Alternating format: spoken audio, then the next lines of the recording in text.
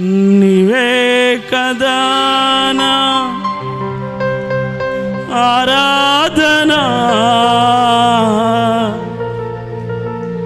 ఆరాధనా స్తుతి ఆరాధనా ఆరాధనా స్తుతి ఆరాధనా నీవే కదా నా ఆరాధనా ఆరాధనా స్తుతి ఆరాధనా ఆరాధనా ఇమాలా షకమరై పౌరౌ రికమా బాబా షకరిబలమాన్ తరికర బరబర బరబర బరబర బరబాష్ రి బాబా బాబా బాబా బాబా బాబా బాబా బాబా బాబా.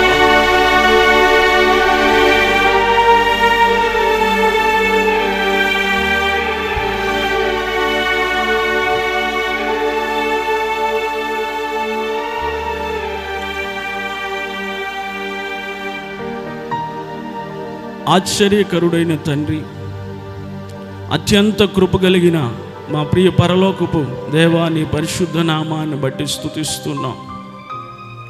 ఈ మొదటి ఆరాధనలో ఆత్మస్వరూపిగా, దృశ్య దేవునిగా మీరు మా మధ్యలోకి దిగివచ్చి మా మధ్య సంచరించిన విధానాన్ని బట్టి మీకు స్తోత్రములు చెల్లించుకుంటున్నాము తండ్రి. మీకు స్తోత్రములు స్తోత్రములు యేసయ్యా, మీకు స్తోత్రములు చెల్లించుకుంటున్నాం ప్రభువా. మీ దాసుడు మీ పక్షముగా నిలబడుచు ఉండగా మీ దాసుని మరింత కృపతో మీరు నింపమని వేడుకుంటున్నాము తండ్రి. నోటికి బోరుగా ఉండమని వేడుకుంటున్నాం. జీవము కలిగిన మాటలు మీ దాసుని నోటి నుండి బయలుదేరుతూ ఉండగానే ఒక్కొక్కరి జీవితములో ఆశ్చర్యమైన కార్యాలు, అద్భుతమైన కార్యాలు జరుగునట్లుగా మీరు సహాయము చేయమని వేడుకుంటున్నాము తండ్రి. మీకు స్తోత్రములు చెల్లించుకుంటున్నాం. ప్రతి ఒక్కరికి కూడా వినగలిగిన మనస్సు, గ్రహించగలిగిన హృదయాన్ని మీరు దయచేయమని వేడుకుంటున్నాం. ఈ ఆరాధనలోను లైవ్ వీక్షిస్తున్న వారిలోను ఎందరైతే ప్రభునైనా సమస్యల మధ్యలో ఈ ఆవరణంలో అడుగుపెట్టి ఉన్నారో ప్రభువా, కృంగిన వారై, అలసిన వారై ప్రభువా, నీ మాట కొరకు వేగిరి పడుతూ ఎదురు చూస్తున్నారు. నిశ్చయముగా పరిశుద్ధాత్ముడా ప్రతి ఒక్కరిని మీరు దర్శించమని వేడుకుంటున్నాం. ప్రతి ఒక్కరితో మీరు మాట్లాడమని వేడుకుంటున్నాం. జీవింప చేయగలిగిన మీ మాటలు, ఆదరించగలిగిన మీ మాటలు, ధైర్యపరచగలిగిన మీ మాటలు, ఓదార్చగలిగిన మీ మాటల ద్వారా ఈ ఆరాధనలో ప్రతి ఒక్కరితో మీరు మాట్లాడమని వేడుకుంటున్నాము తండ్రి. మీ దాసుని మీ సిలువ చాటును మరుగుపరిచి బలపరిచి వాడుకుంటున్నందుకు కొరకై మీకు స్తోత్రాలు చెల్లించుకుంటూ యేసు నామములో అడుగుచున్నాము తండ్రి. ఆమేన్, ఆమేన్. అలాగే అందరూ కూర్చుందాం.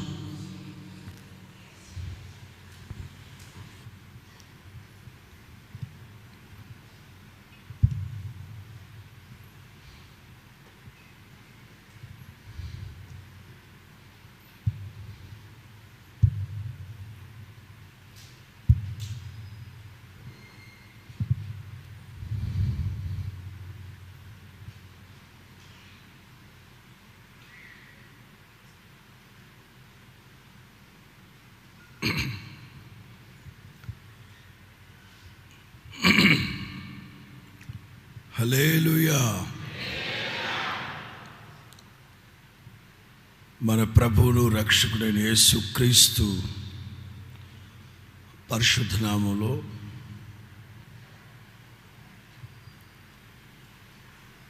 ఈ పునరుద్ధానపు ఆరాధనకు చేరి వచ్చిన దేవుని ప్రియులందరికీ నా హృదయపూర్వకమైన వందనాలు. దేవునికి స్తోత్రాలు, దేవునికి స్తోత్రం. హల్లెలూయా. గడిచిన ఆదివారం మీరందరూ ప్రార్థించారు. పైగా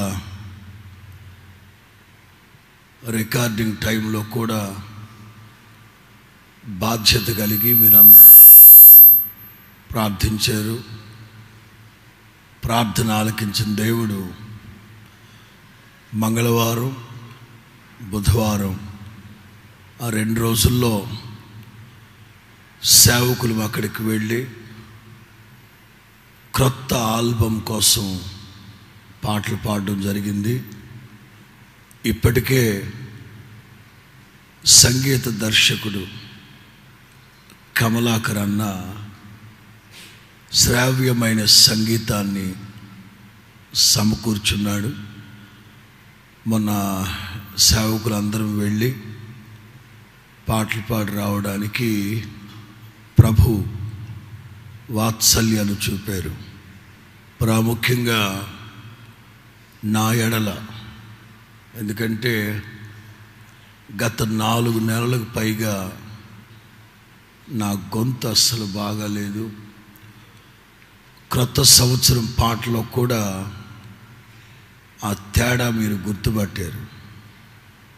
కానీ గుడారాల పండుగల్లో క్రొత్త ఆల్బమ్ విడుదలైన తర్వాత ఒక ప్రభు చేసిన అద్భుతమైన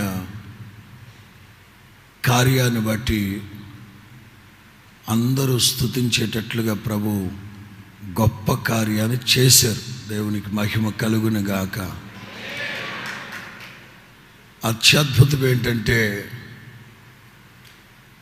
ఆ 2 గంటలు నేను పాట పాడిన 2 గంటలే ఆశ్చర్యంగా ఉంది. మరలా మామూలుగానే ఉంది గొంతు. అది గుడారాల పండుగల్లో ఆల్బమ్ విన్న తర్వాతే స్పష్టంగా దేవుని కార్యాలు మనం గమనించగలం. దేవునికి మహిమ కలుగును గాక. కొన్ని ప్రకటనలు ఫిబ్రవరి 1వ తేదీ నుంచి 45వ గుడారాల పండుగల నిమిత్తం ప్రతిరోజు సాయంకాలం ప్రత్యేకించి గుడారాల పండుగల కోసం ప్రార్థన చేస్తూ ఉన్నాం. గత 10-15 ఏళ్లకు పైగా ఇలాగే మనం కొనసాగించుకుంటూ వస్తున్నాం గుడారాల పండుగల నిమిత్తం ప్రార్థనలు. ఈ నెల ఆఖరిలో అంటే శుక్రవారం, శనివారం, ఆదివారం, శుక్రవారం పగలు సాయంకాలం, శనివారం పగలు సాయంకాలం. మరో ముఖ్య గమనిక, వచ్చే ఆదివారం ఒకే ఆరాధన ఉంటుంది. అది 9 గంటల నుంచి 12 గంటల వరకు. గుర్తుపట్టారా? ఉపవాస ప్రార్థనలు ఎప్పుడు?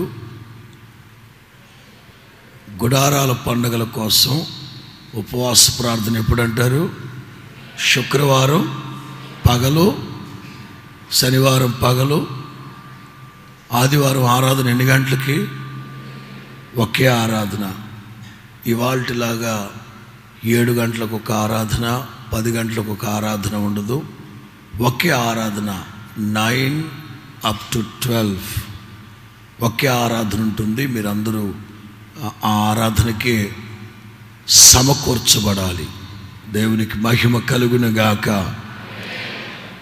ఇక గుడారాల పండుగల నిమిత్తం ప్రభు చేత మీరు ప్రేరేపించబడి ఉంటే ఆ కానుకలో ఇవాళ రాత్రి ప్రార్థనలో అబ్రహాం ఉంటాడు, తనకి ఇవ్వండి. లేక పేటర్ పాల్ ఉంటారు. ఎందుకంటే భారభరితమైన పరిచర్య, అందరూ సహకరిస్తేనే మహామహిమకరంగా ఈ గుడారాల పండుగలు జరుగుతాయి. ఇప్పటికే ప్రభుత్వం ద్వారా అన్ని అనుమతులు దేవుడు మనకు అనుగ్రహించారు. ఆటంకాలు కూడా తొలగించారు. ప్రార్థనకు మించిన వేరొక ఆయుధం లేదు లేదు లేదు. అందుకే ప్రభు చెప్పారు, విసుకక ప్రార్థించండి, మెలకువగా ఉండి ప్రార్థించండి, ప్రార్థించి మెలకువగా ఉండండి. జటిలమైన సమస్యలు ఏమైనా ఉంటే ఉపవసించి ప్రార్థించండి. ఈ నెల రోజులుగా సాధారణమైన ప్రార్థన చేస్తున్నాం.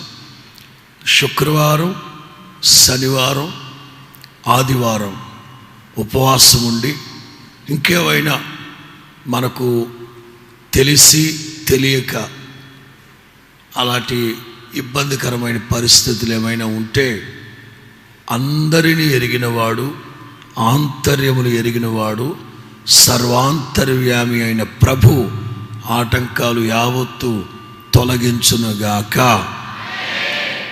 దేశమే కాదు, ప్రపంచమంతా మాట్లాడుకోవాలి, వీళ్ళ దేవుడైన యెహోవా వీళ్ళ కోసం గొప్ప కార్యాలు చేస్తున్నారు. హల్లెలూయా. అనేక సందర్భాల్లో మనకు అర్థం కావు దేవుని కార్యాలు. నేను 2-3 రోజులుగా ప్రత్యక్ష ప్రసారాల్లో చెప్పాను. డిసెంబర్లోనో అక్టోబర్లోనో నవంబర్లో చెప్పాను. 3 రోజులు చెప్పాను ఈ వర్తమానాన్ని. ప్రతిరోజు సాయంకాలం వీళ్ళ దేవుడైన యెహోవా వీళ్ళ కోసం ఎన్ని గొప్ప కార్యాలు చేశారో. ఆ తర్వాత దావీదు అంటారు, ప్రియులారా, మన దేవుడైన యెహోవా మన కొరకు గొప్ప కార్యములు చేసి ఉన్నారు గనుక అందుకే మన హృదయాలు ఆనందముతో నింపబడి ఉన్నాయి. అంటే ఎవరో చెప్పుకుంటే కానీ మనకు అర్థం కాదు. చాలా విభిన్నమైన కోణంలో ఆ వర్తమానాలు ఉంటాయి. గిద్యోను ఒక్కడిని చంపినట్లుగా మిద్యానీయులందరినీ వేసేస్తావు నువ్వంటే కుదరదన్నాడు. నేను చేస్తాను, నిన్ను పంపుచూ ఉన్నవాడును నేను కాదా? అయినా నాకు నమ్మకం లేదండి. అలాగైతే మిద్యానీయులు దండుకు వెళ్ళు, వాళ్ళు ఏం మాట్లాడుకుంటున్నారు వినక్కడ, అవునా కాదా? ఆ రాత్రి తనతో ఒక పనోని తీసుకొని మిద్యానీయులు దండుకు వెళితే వాళ్ళు మాట్లాడుకుంటున్నారు, అది గిద్యోను ఖడ్గమే కానీ మరొక్కటి కాదు. అప్పుడు గిద్యోనికి ధైర్యము, విశ్వాసము, నమ్మకము కలిగిందట. మనమైతే అలా కాదు. ప్రారంభం నుండే దేవుని వాక్యం ద్వారా విశ్వాసాన్ని పెంపొందించుకుంటూ ముందుకు వెళ్ళాలి. దేవునికి మహిమ కలుగునుగాక. అందుచేత వచ్చే వారంలో జరగబోయే శుక్ర, శని, ఆదివారాలు జరిగే ఉపవాస ప్రార్థనలకి కుటుంబాలుగా తరలి రండి, ప్రార్థన చేద్దాం. ఆ పై వారంలో గుడారాల పండగల్ని ప్రభువే ఆయన ఆత్మశక్తితో జరిగించునుగాక. అందుకే ప్రవక్త చెప్తారు, శక్తి చేతనైనను బలము చేతనైనను కాదు కానీ నా ఆత్మ చేతనే ఈ కార్యాలన్నీ జరుగుతాయి. గొప్ప గొప్ప పర్వతాలను సహితం దేవుడు సదును భూమిగా మార్చబడునుగాక. ఆమేన్. వర్తమానంలోకి వెళదాం. యాకోబు పత్రిక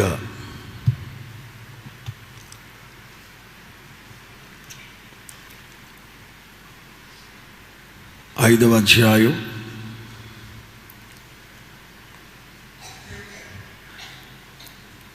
10-11 వాక్యాలు నేను చదువుతాను. James chapter 5:10-11. యాకోబు పత్రిక 5:10-11. నా సహోదరులారా, ప్రభు నామమును బోధించిన ప్రవక్తలను శ్రమానుభవమునకును ఓపికకును మాదిరిగా పెట్టుకోండి. సహించిన వారిని ధన్యులు అనుకొనుచున్నాము కదా. మీరు యోబు యొక్క సహనమును గూర్చి వింటిరి. ఆయన ఎంతో జాలియు కనికరము గలవాడని మీరు తెలుసుకొని ఉన్నారు. 7వ వాక్యం మధ్య భాగం. ఓపికతో కాచుకొనుచు, ఓపికతో కాచుకొనుచు. 10, 11 మరొకసారి చదువుతున్నాను. నా సహోదరులారా, ప్రభువు నామమును బోధించిన ప్రవక్తలను శ్రమానుభవమునకును ఓపికకును మాదిరిగా పెట్టుకోండి. సహించిన వారిని ధన్యులు అనుకొనుచున్నాము కదా. మీరు యోబు యొక్క సహనమును గూర్చి విన్నారు. ఆయన ఎంతో జాలియు కనికరమును గలవాడని మీరు తెలుసుకుని ఉన్నారు. దేవునికి మహిమ కలుగునుగాక. తలలు పైకెత్తండి. I should explain.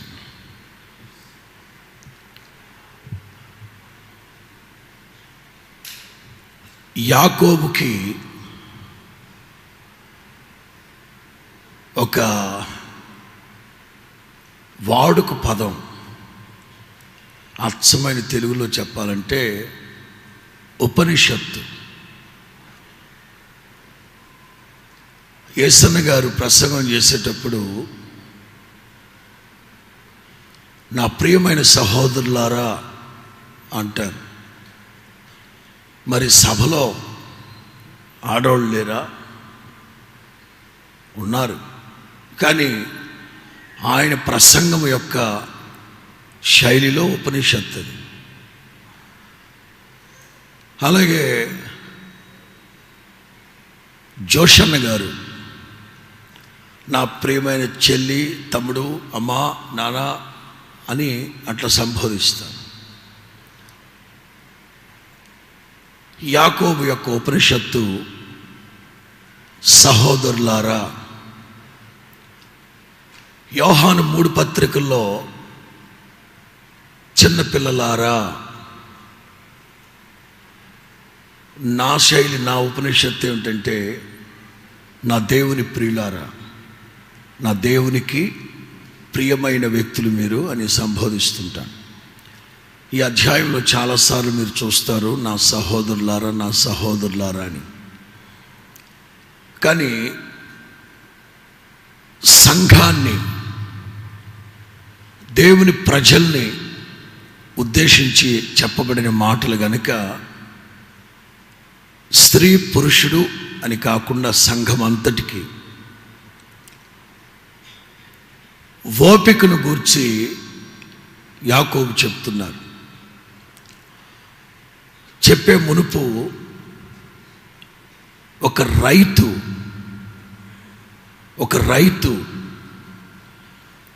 తొలకరి వర్షం కోసం ఎంత ఆసక్తిగా ఎదురు చూస్తాడో, కడవరి వర్షం కోసం కూడా అంతే ఆసక్తితో ఎదురు చూస్తాడు. ఇక్కడ అవసరమైంది ఆసక్తి కాదు కానీ ఓపిక.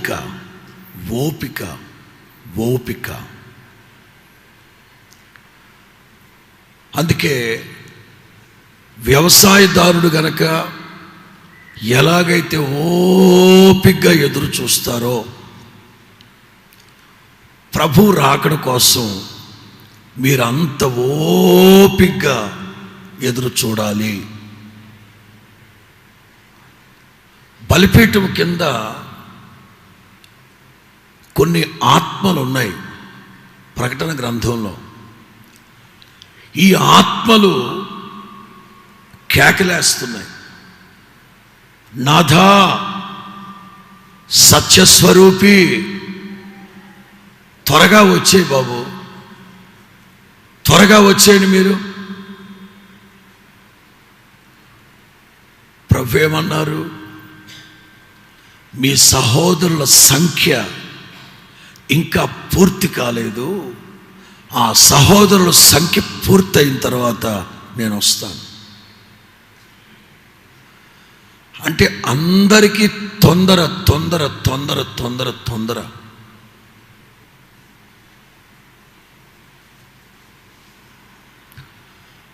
నిన్న రాత్రి విజ్ఞాపన ప్రార్థన కూడిక ఉంది, కానీ అది ముగించుకొని నేను ఇక్కడికి వచ్చేసరికి తెల్లవారుజామున 3 అవుతుంది. ఆ టైంలో 3 గంటల నుంచి 6 గంటల వరకు వర్తమానం రాసుకొని నిద్ర కళ్ళ మీద వస్తే బాగుండట్లేదని విజ్ఞాపన ప్రార్థన కూడిక రద్దు చేసుకొని 7 గంటలకంతా బయలుదేరేశాను. మామూలుగా నేను కొవ్వూరు ఊళ్ళో నుంచి వస్తే సరిపోయేది, హైవేలో వెళ్ళిపోదామని వచ్చాను. దేశమంతా ఫాస్టాగ్, టోల్గేట్ల దగ్గర ఫాస్టాగ్ ఉంది. కొవ్వూరులో మాత్రమే మాన్యువల్ ఉంది. 2 గంటలు ట్రాఫిక్లో కూర్చొని ఉన్నాను రాత్రి. మరి వాడికేం పోయే కాలమో, దేశమంతా ఫాస్టాగ్ వాడుతుంటే వాడొక్కడే మాన్యువల్ పెట్టుకున్నాడు. విసుగు.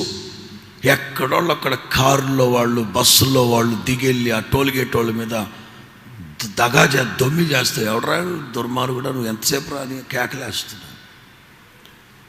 అంతా ఫాస్ట్గా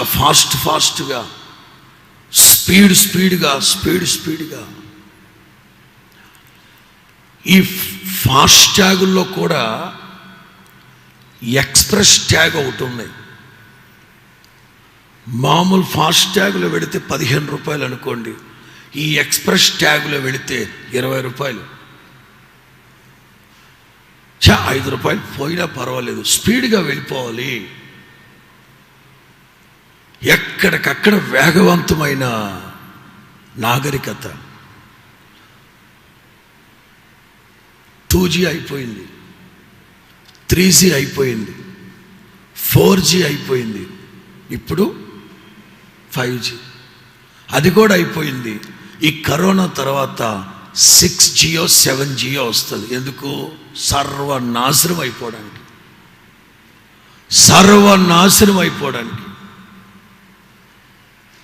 ఎప్పటికప్పుడు వేగవంతం.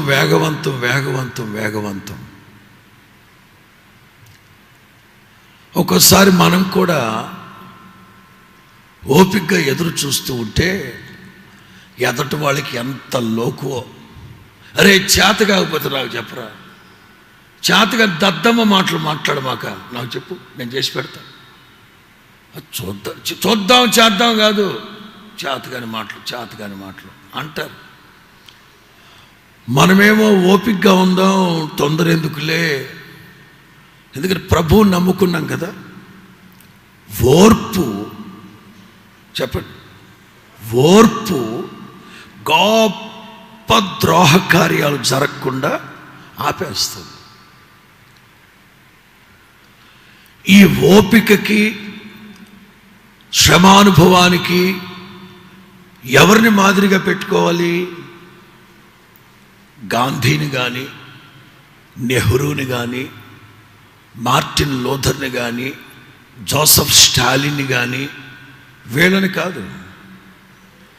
చదవండి 10వ వాక్యం. ఇప్పుడు నా సహోదరులారా, ప్రభువు నామమున బోధించిన ప్రవక్తలను, ప్రభువు నామాన్ని బోధిస్తూ ఉన్న ప్రవక్తల్ని శ్రమానుభవమునకును ఓపికకును మాదిరిగా పెట్టుకొనుడి. అది దేవునికి మహిమ కలుగును గాక.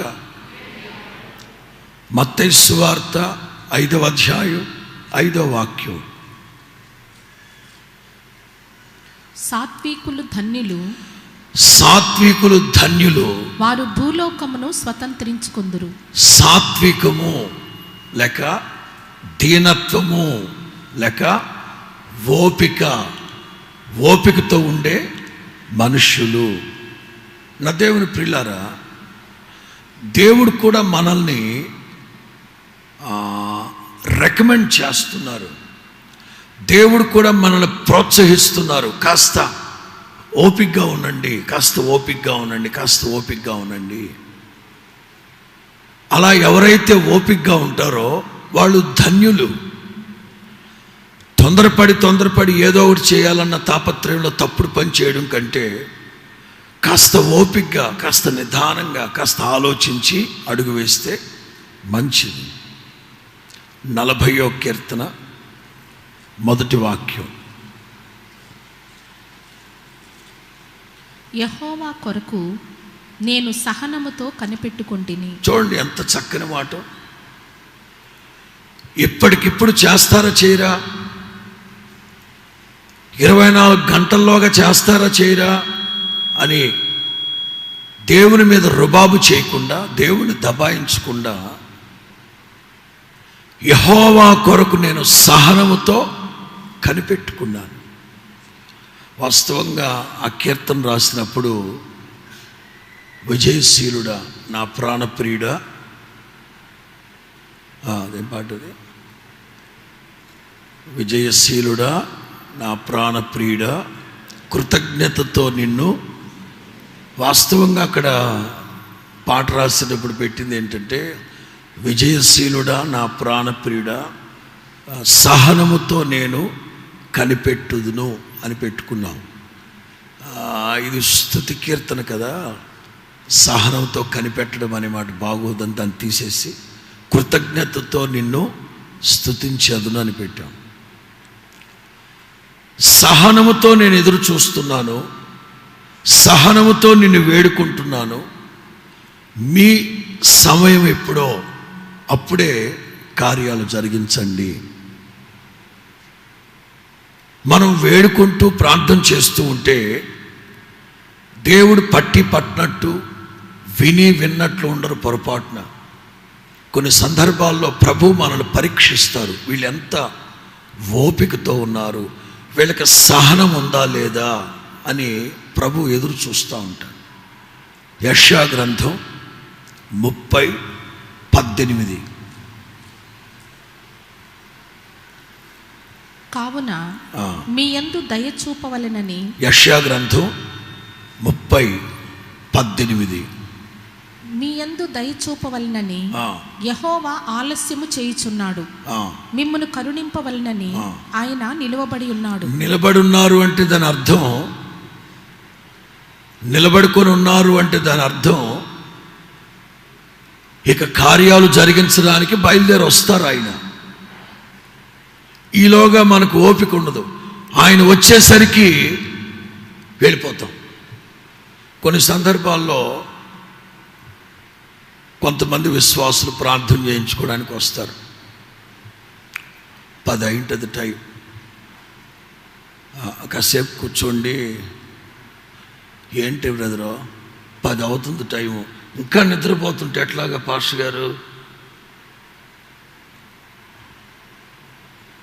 10 అయింది వాస్తవమే, పాస్టర్ గారు నిద్రపోతున్న మాట వాస్తవమే. అసలు ఎప్పుడు పడుకున్నాడు అది తెలిసి వస్తేగా నీకు. రాత్రి ఒక చోట సభ ముగించి రాత్రంతా ప్రయాణం చేసి ఉదయం 6-6:30కు వచ్చి ఉంటారు. బడలిగ్గా ఉండి కొంచెం వాడు పడుకుంటారు. 10 అవుతుంటే ఇంకా లెగలేదు ఏంటి? ఎప్పుడు పడుకుందో మీకు తెలియదు కదా. సరే ఈ పిల్లలు వచ్చి చెప్తారు, పాస్టర్ గారు వాళ్ళు చాలా దూరం నుంచి వచ్చారంట. అంటే ఓపిక ఎక్కడ ఉందిరా, వస్తున్నానని చెప్పి స్నానం చేసుకొని వెళ్ళేసరికి అడ్రస్ ఉండరు. ఏమయ్యారు అంటే ఆలస్యం అవుతుందని వెళ్ళిపోయారు. నేను మిమ్మల్ని మాట అడుగుతాను, కరోనా జబ్బు వచ్చి డాక్టర్ దగ్గరికి వెళ్ళారు. డాక్టర్ గారు మధ్యాహ్నం తర్వాత వస్తానన్నాడు అనుకోండి. వాడు వస్తే ఎంత, రాకపోతే ఎంత, మా పైసల మీద బతికేవాడాడు అని ఇంటికి వెళ్ళిపోతామా?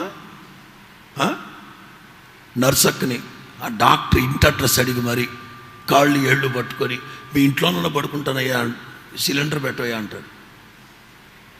అర్థమైందా? మరి మనకు అత్యవసరం అనుకున్నప్పుడు, ప్రాణం మీదకి వచ్చినప్పుడు ఎదురు చూస్తాం. కానీ దేవుని దగ్గర, దేవుని సన్నిధిలో ఎందుకు ఓపిక నశించిపోతుంది? మిమ్మును కరుణించాలని, మీ యందు దయ చూపించాలని ఆయన లేచి నుంచోనున్నాడు. ఆయన వచ్చేలోపే తొందర. చివరి మాట, యెహోవా కొరకు కనిపెట్టుకుని ఉన్నవారందరూ ధన్యులు. యెహోవా కొరకు కనిపెట్టుకుని ఉన్నవారందరూ. God also promotes, God also recommended habit of patience. ఓపిక కలిగిన మనస్సు, అలాంటి అలవాటు కలిగి ఉండాలని దేవుడు కూడా మనల్ని ప్రోత్సాహపరుస్తున్నారు. 3.5 సంవత్సరాలు యేసయ్యతో ఉన్నారు. పునరుద్ధానుడైన తర్వాత 40 రోజులు యేసయ్యతోనే ఉన్నారు. చాలా విషయాలు ప్రభు చెప్పారు వాళ్ళకి. చెప్పి ప్రభు ఆరోహణమై వెళ్ళిపోతూ శిష్యులతో ఏమన్నారు తెలుసా? మీరు మేడగదిలోకి వెళ్ళి కనిపెట్టండి, ఓపిగ్గా కనిపెట్టండి. ఎందుకు బోధకుడా? తండ్రి వలన వాగ్దానం చేయబడిన ఆత్మ పొందుకునేంత వరకు మేడగదిని దిగద్దు. అంటే ఈస్టర్ రోజు సాయంకాలం మేడగదిలో కూర్చుని మీరు 2 సార్లు ఆత్మను పొందమన్నారుగా, అప్పుడు కొంచెం ఊగాంగా మేము. ఇక్కడ ఊపుడు ముఖ్యం కాదు, వెళ్ళి కనిపెట్టండి అక్కడ. అంటే మీతో సేవ అంతా నేర్చేసుకున్నాం బోధకుడా, పద్ధతులన్నీ నేర్చేసుకున్నాం మేము. ఎవరన్నా ఏదైనా ఇస్తే ఇలా చేతుల పైకి ఎత్తి పరలోకమందున మా తండ్రి, అట్లా అన్నీ నేర్చుకున్నాం, అన్నీ తెలుసు మాకు. యేసు ప్రభు అన్నారు, ఎక్కువ మాట్లాడద్దు, మేడగదిలోకి వెళ్ళి కనిపెట్టండి. ఓ 4 రోజుల నో, ఓ వారం రోజుల నో. తండ్రి వలన వాగ్దానము చేయబడిన పరిశుద్ధాత్మ శక్తిని పొందుకునేంత వరకు ఓపికగా కనిపెట్టండి అక్కడ. అంటే యేసు ప్రభు కూడా వాళ్ళ శిష్యులకి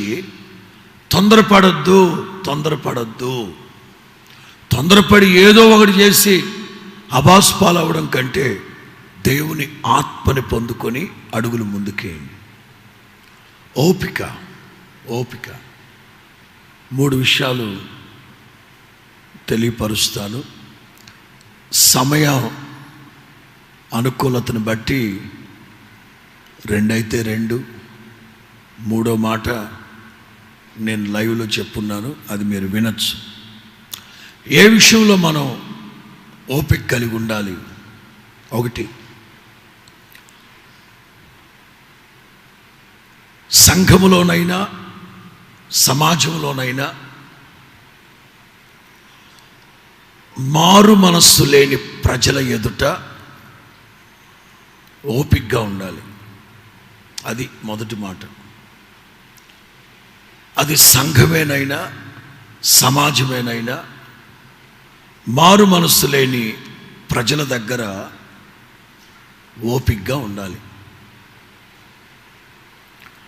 పేతురు రాసిన 2వ పత్రిక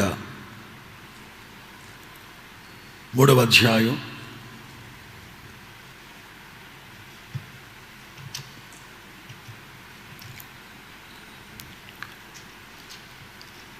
3వ అధ్యాయం 9, 10. కొందరు ఆలస్యమని ఎంచుకొనున్నట్లు ప్రభు తన వాగ్దానమును గురించి ఆలస్యము చేయవాడు కాడు, కానీ ఎవడును నశింపవలనని ఏ ఒక్కడు నశించిపోవుట ఇచ్చేయింపక దేవుని చిత్తము కాదు గనక అందరూ మారు మనసు పొందవలనని కోరుచు, అందరూ మారు మనసు పొందాలని కోరుచు మీ ఎడల దీర్ఘశాంతము గలవాడై ఉన్నాడు. అయితే సగం మింగేస్తున్నారేంటి మీరు? దీర్ఘశాంతము గలవాడై ఉన్నాడు. అందరూ మారు మనసు పొందాలి. ఒకటి,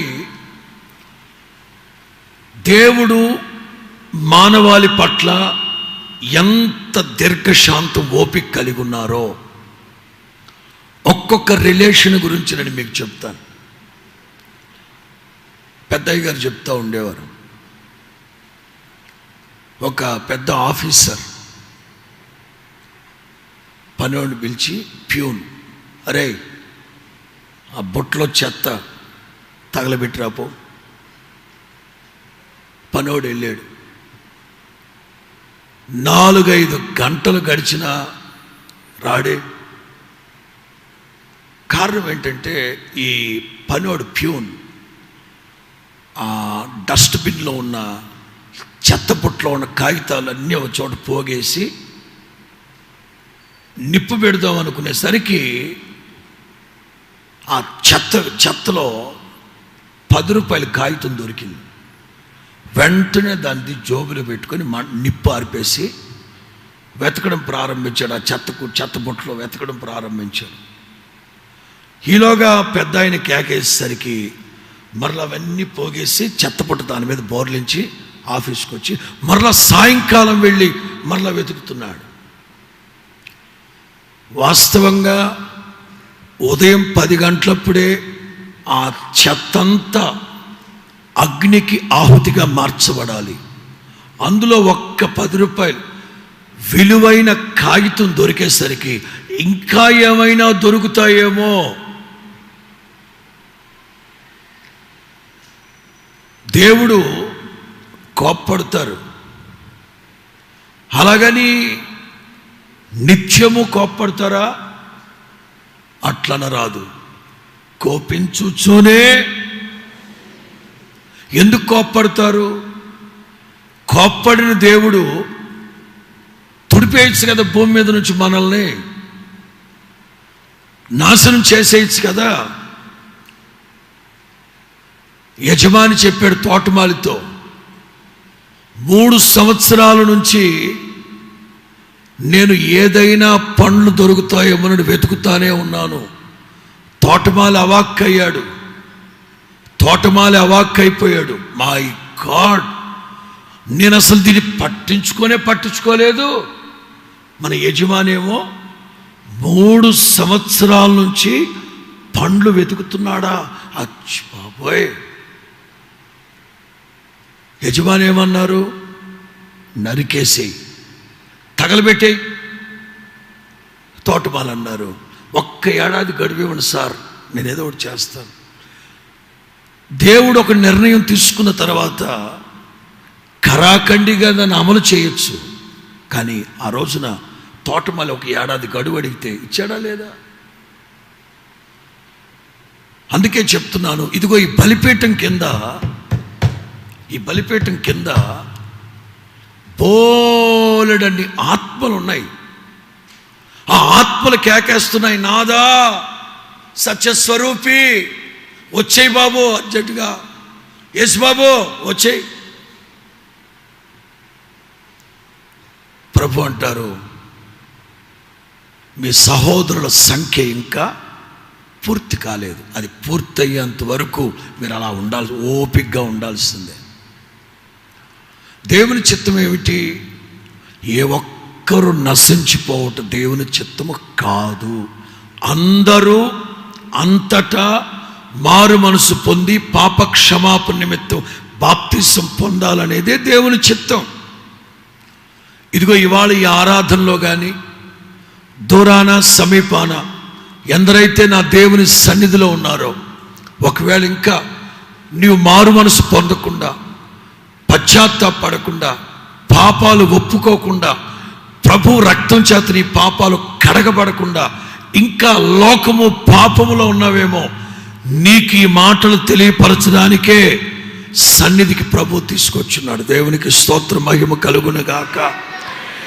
ఏమాత్రం నా దేవుని మాటలు పెడచెవిని పెడితే దీని పర్యవసానం విపరీతంగా ఉంటుందని గుర్తుపట్టాలి. దేవుడు ఆలస్యం చేస్తున్నారు.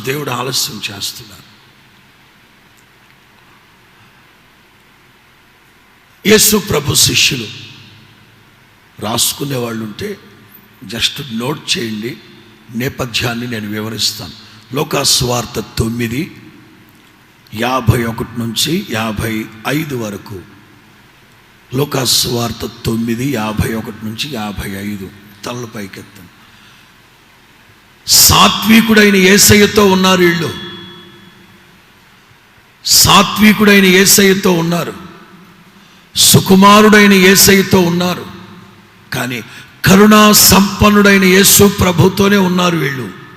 కానీ ఎంత హై టెంపర్లో ఉన్నారంటే తలలు పైకెత్తాను, నేను చెప్తాను.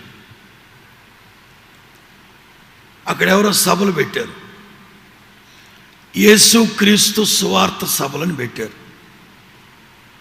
పేద సేవకుడు దయ్యాలు ఎల్లగొడుతున్నాడు, యేసు నామములో అద్భుతాలు చేస్తున్నాడు. శిష్యులు ఇటు వెళ్తా వచ్చి చూసి, వీడెవడరా, మన హొసన్న మినిస్ట్రీస్ వాడు కాదే, వీడు ఎట్లా పెడతాడు ఈ సభలో అని స్టేజ్ విరగొట్టేశారు, కుర్చీలు బగలగొట్టేశారు, లైట్లు విరగొట్టేశారు, జనరేటర్లో ఇసుకేసేసారు, మొత్తం సర్వనాశనం చేశారు. యేసు ప్రభు దగ్గరకు వచ్చారు. బోధకుడా, వాడెవడో మీటింగ్లు పెడితే మొత్తం సర్వనాశనం చేసి వచ్చాం. ఒరే, మీరు మత ఉన్మాదులా లేకపోతే సత్యవాక్యానికి సాక్షులారా మీరు? అది కాదు బోధకుడా, వాడు మన మినిస్ట్రీ కాదు బోధకుడా. మన మినిస్ట్రీనా? ఏమని పెట్టాడు బోర్డాడు? యేసు క్రీస్తు సువార్త సభలో. నా పేరేగా యేసు ప్రభు అంటే నువ్వు ఉంటే సరిపోద్దా? మేము ఉన్నక్కర్లా? మినిస్ట్రీ అంటే నువ్వు ఒక్కడైనా మేము ఉన్నక్కర్లా? మొత్తం కోల్దోసి వచ్చాం. యేసు ప్రభు చాలా బాధపడ్డారు. అంతలో ఇంకొక ఇద్దరు వచ్చారు, పరమానంద శిష్యులు. బోధకుడా, మేము ఆ ఊళ్ళో ప్రార్థన పెడతామంటే మమ్మల్ని రానివ్వలా. ఒక్క మాట సెలవివ్వు. ఏలియా రోజుల్లో కనుక అగ్ని కుమ్మరించేస్తామన్న. యేసు ప్రభు చూస్తున్నాడు. వీళ్ళిద్దరేమో ఆ పని చేసి వచ్చారు, వీళ్ళిద్దరేమో అరే మీరు ఎట్టి ఆత్మ కలిగి ఉన్నారా? నేను సాత్వికుడను, పూర్తి చేయాల మాటలు, నేను సాత్వికుడను, దీన మనస్సు గలవాడును, మీ కాడెత్తుకొచ్చి నా దగ్గర నేర్చుకోండి. ఊళ్ళో వాళ్ళందరికీ చెప్తున్నాను నేర్చుకోండి అని. నాతో ఉన్న మీరు నేర్చుకోకపోతే ఎలాగరా? దివారాత్రులు నాతో ఉండి మీరు ఏం నేర్చుకున్నారు ఇక్కడ? కోపము, ఉద్రేకము, ఆవేశము ఏం నేర్చుకున్నారు మీరు? మీకులాగా నేను కోప్పడితే ఏమైపోద్ది?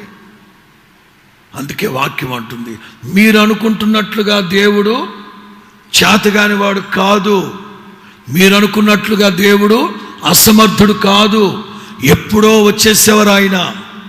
కానీ ఏ ఒక్క ఆత్మ నశించిపోవడం దేవుని చిత్తము కాదు గనక ఓపికతో ఈ మొదటి ఆరాధనలో ఎవరైనా రక్షించబడతారేమో, రెండవ ఆరాధనలో ఎవరైనా రక్షించబడతారేమో, ఓపికతో ఎదురు చూస్తూ ఉన్నారు నా ప్రభు. ప్రియులారా, దేవుడు కరుణా వాత్సల్యం కలిగిన వాడే. కొత్త పాటలో ఓ పాటలో పెట్టాం, యేసు ప్రభువులో ఉన్న గుణగణాలు. కరుణా సంపన్నుడు యేసు ప్రభు. విశ్వసించిన వాళ్ళందరూ హల్లెలూయా అనండి. యేసు ప్రభు ధీరుడు, శూరుడు.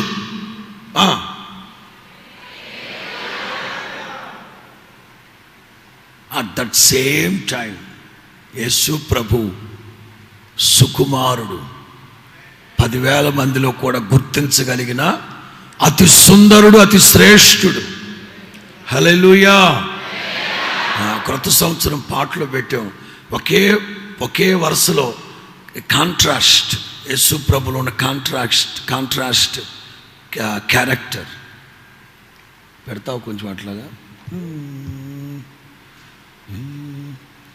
ఐ థింక్ జీ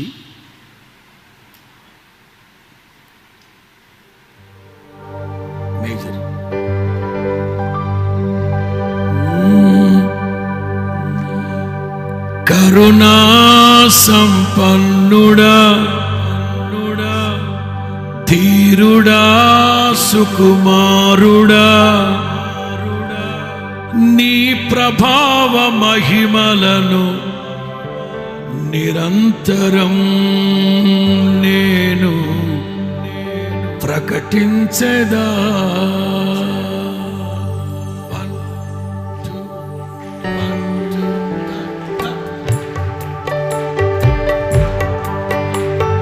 కరుణా సంపన్నుడా, ధీరుడా, బహుశు నీ ప్రభావ మహిమలనే నిరంతరం నేను ప్రకటించెదా. కరుణా సంపన్నుడా, ధీరుడా, సుకుమారుడా, నీ ప్రభావ మహిమలనే నిరంతరం నేను నా పైన ప్రేమ చూపిల్చి నా కొరకు త్యాగమైతివే. నా యేసయ్యా సాత్వికుడా, నీ కోసమే నా జీవితం. నా పైన ప్రేమ చూపిల్చి నా కొరకు త్యాగమైతివే. నా యేసయ్యా సాత్వికుడా, తరారెరా తరారెరా. కరుణా సంపన్నుడా, ధీరుడా, సుకుమారుడా. హల్లెలూయా. యాంగిల్ ఆయనలో ఉన్న క్యారెక్టర్. నేను సాత్వికుడును, దీన మనస్సు గలవాడు. మనకులాగా ఒక్కసారి నిర్ణయం తీసుకుంటే అకస్మాత్తుగా వచ్చి సర్వనాశనం చేయరు దేవుడు. కబురు చేస్తారు, ముందుగా తెలియపరుస్తారు. నీకు రాసుకున్నా, హెచ్చరిక లేకుండా ఎవరిని ఎప్పుడు ఎక్కడ దేన్ని దేవుడు నాశనం చేయలేదు. హెచ్చరిక లేకుండా. మీరు అడగచ్చు, కనీసం ఒక్క మాట కూడా చెప్పకుండా ఏంటి దేవుడా ఎట్లా చేసేసావంటే, దేవుడు అంటారు చెప్పి పంపించానుగా. ఎప్పుడు? పలానా రోజు ప్రసంగంలో, అబ్రాహాంతో ప్రసంగంలో చెప్పించాను కదా నీకు. ఓహ్, అది నాకేనా? మరి నీకు కాబట్టి ఈ మైక్ సెట్కి లైట్లకా, లేకపోతే ఆ కోళ్ళకి, దున్నపోతులకా, పావురాళ్ళకి, కుక్కలకా? ఎవరికి చెప్పింది? ఇప్పుడు స్పీడ్ బ్రేకర్ ఉంది, ఏమంటారు దాన్ని? వేగ నియంత్రణ కట్ట. అది అచ్చమైన తెలుగు. పోనీ దేశ భాషలో తెలుగు వేగ నియంత్రణ కట్ట ఉంది అక్కడ. మనం వెళ్ళి పడిపోకుండా కదా, దానికి ఒక 100 అడుగుల దూరంలో ఒక బోర్డు పెట్టుంటారు, వేగ నియంత్రణ కట్ట ఉంది, నిదానంగా వెళ్ళమని ఉంటుంది. నీ పాటి కళ్ళు నెత్తి మీదకి వచ్చి వెళ్ళిపోతే ఎలాగా? పళ్ళు రాలు కొట్టుకొని కేసు పెట్టిన బోర్డు ఉంది అక్కడ. ఈ మధ్య ఎవరో మన అమరావతి రాజధానిలో హైకోర్టులో కేసు వేశారు. అమరావతి, రాయపూడి ఆ ఏరియా అంతా గతుకులు రోడ్లు అయిపోయినాయి, కనీసం ఆ బోర్డులు కూడా లేవని కేసు వేశారు. విచిత్రమైన కేసు వేస్తారు. ఎందుకంటే మనం డబ్బిస్తే కదా ప్రభుత్వాలు నడుస్తున్నాయి.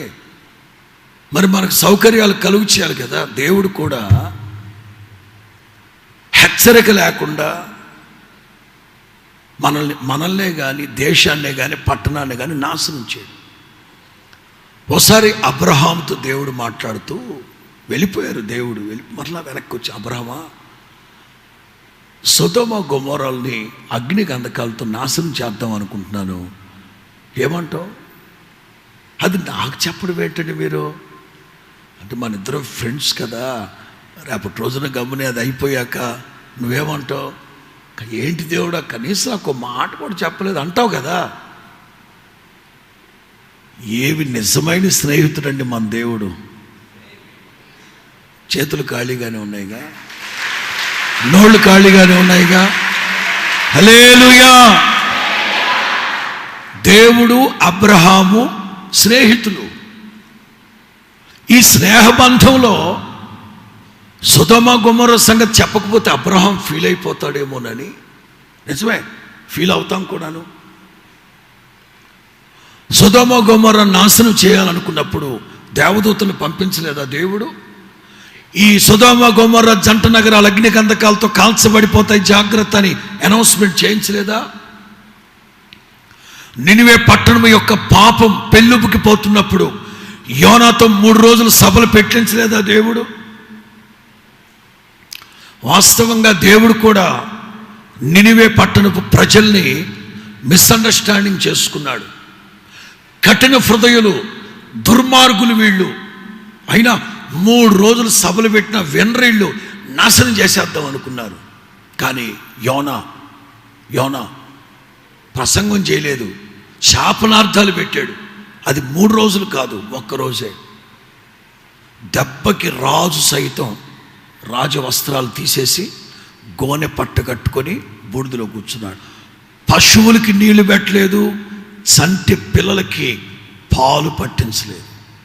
దేవుడు ఆశ్చర్యపోయాడు, అరే ఇంత మారు మనసు ఉంటుందని నేను అనుకోలేదే, అనవసరంగా ఈ దరిద్రుని యోనాని పంపించాను.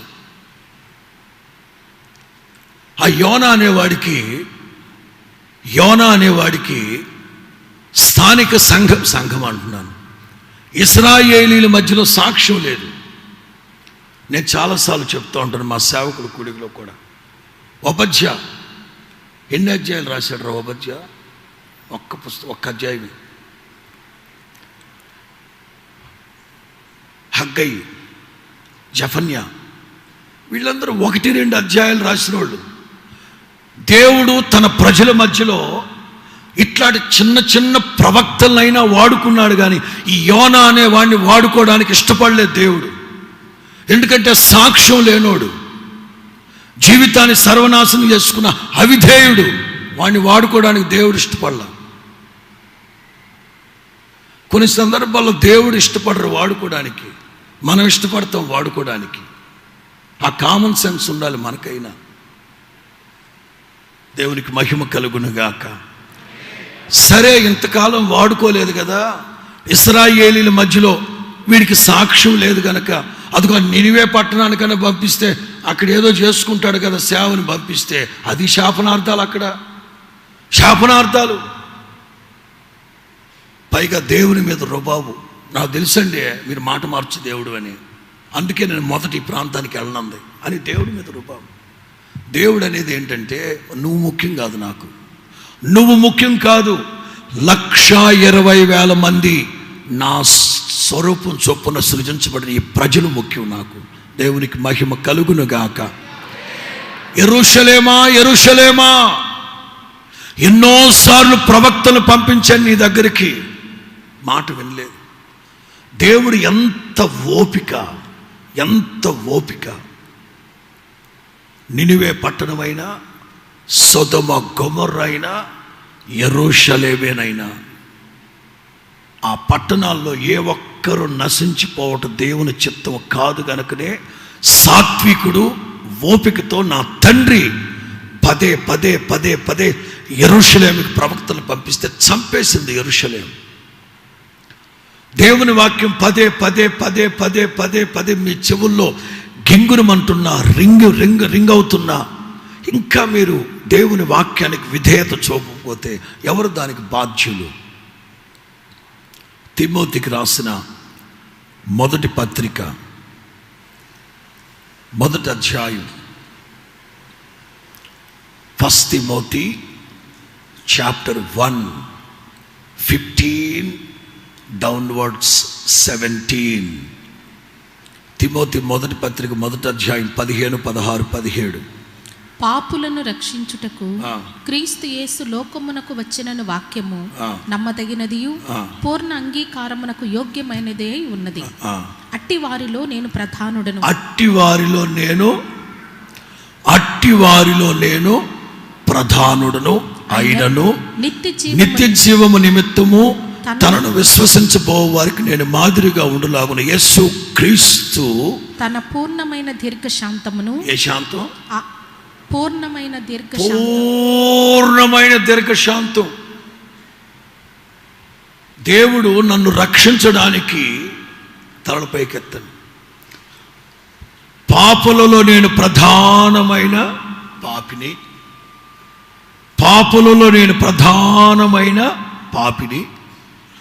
ఈ ప్రధానమైన పాపినైన నన్ను రక్షించడానికి దేవుడు ఎంత ఎఫర్ట్ పెట్టాడో తెలుసా?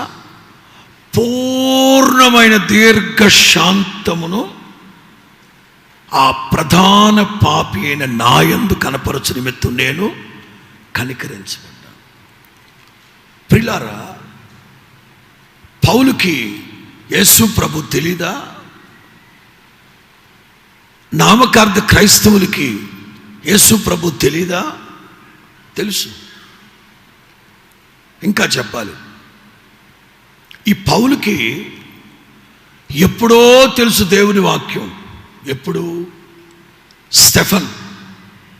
స్టెఫన్ ఒకే ఒక ప్రసంగం చేశాడు. ఒకే ఒక ప్రసంగం. ఆ ప్రసంగంలో ఆదికాండం మొదలుకొని అప్డేటెడ్ వరకు స్టెఫన్ ప్రసంగం చేశాడు. చేసేటప్పుడు మనవాడు అక్కడే ఉన్నాడు. ఎందుకో తెలుసా? ఈ ప్రసంగం అయిపోయిన తర్వాత వీడి రాళ్లతో కొట్టి చంపి పంచనామా. ఏనామా? పంచనామా.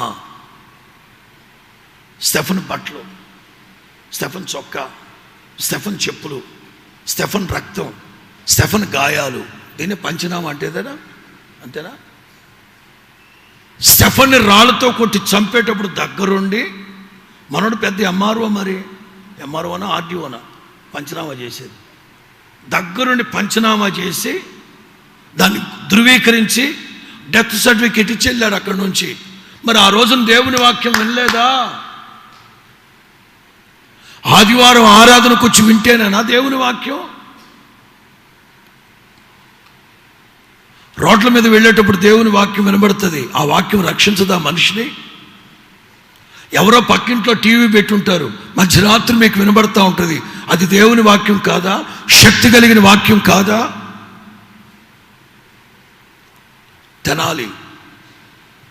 నేను తెనాలిలో సేవ చేసేటప్పుడు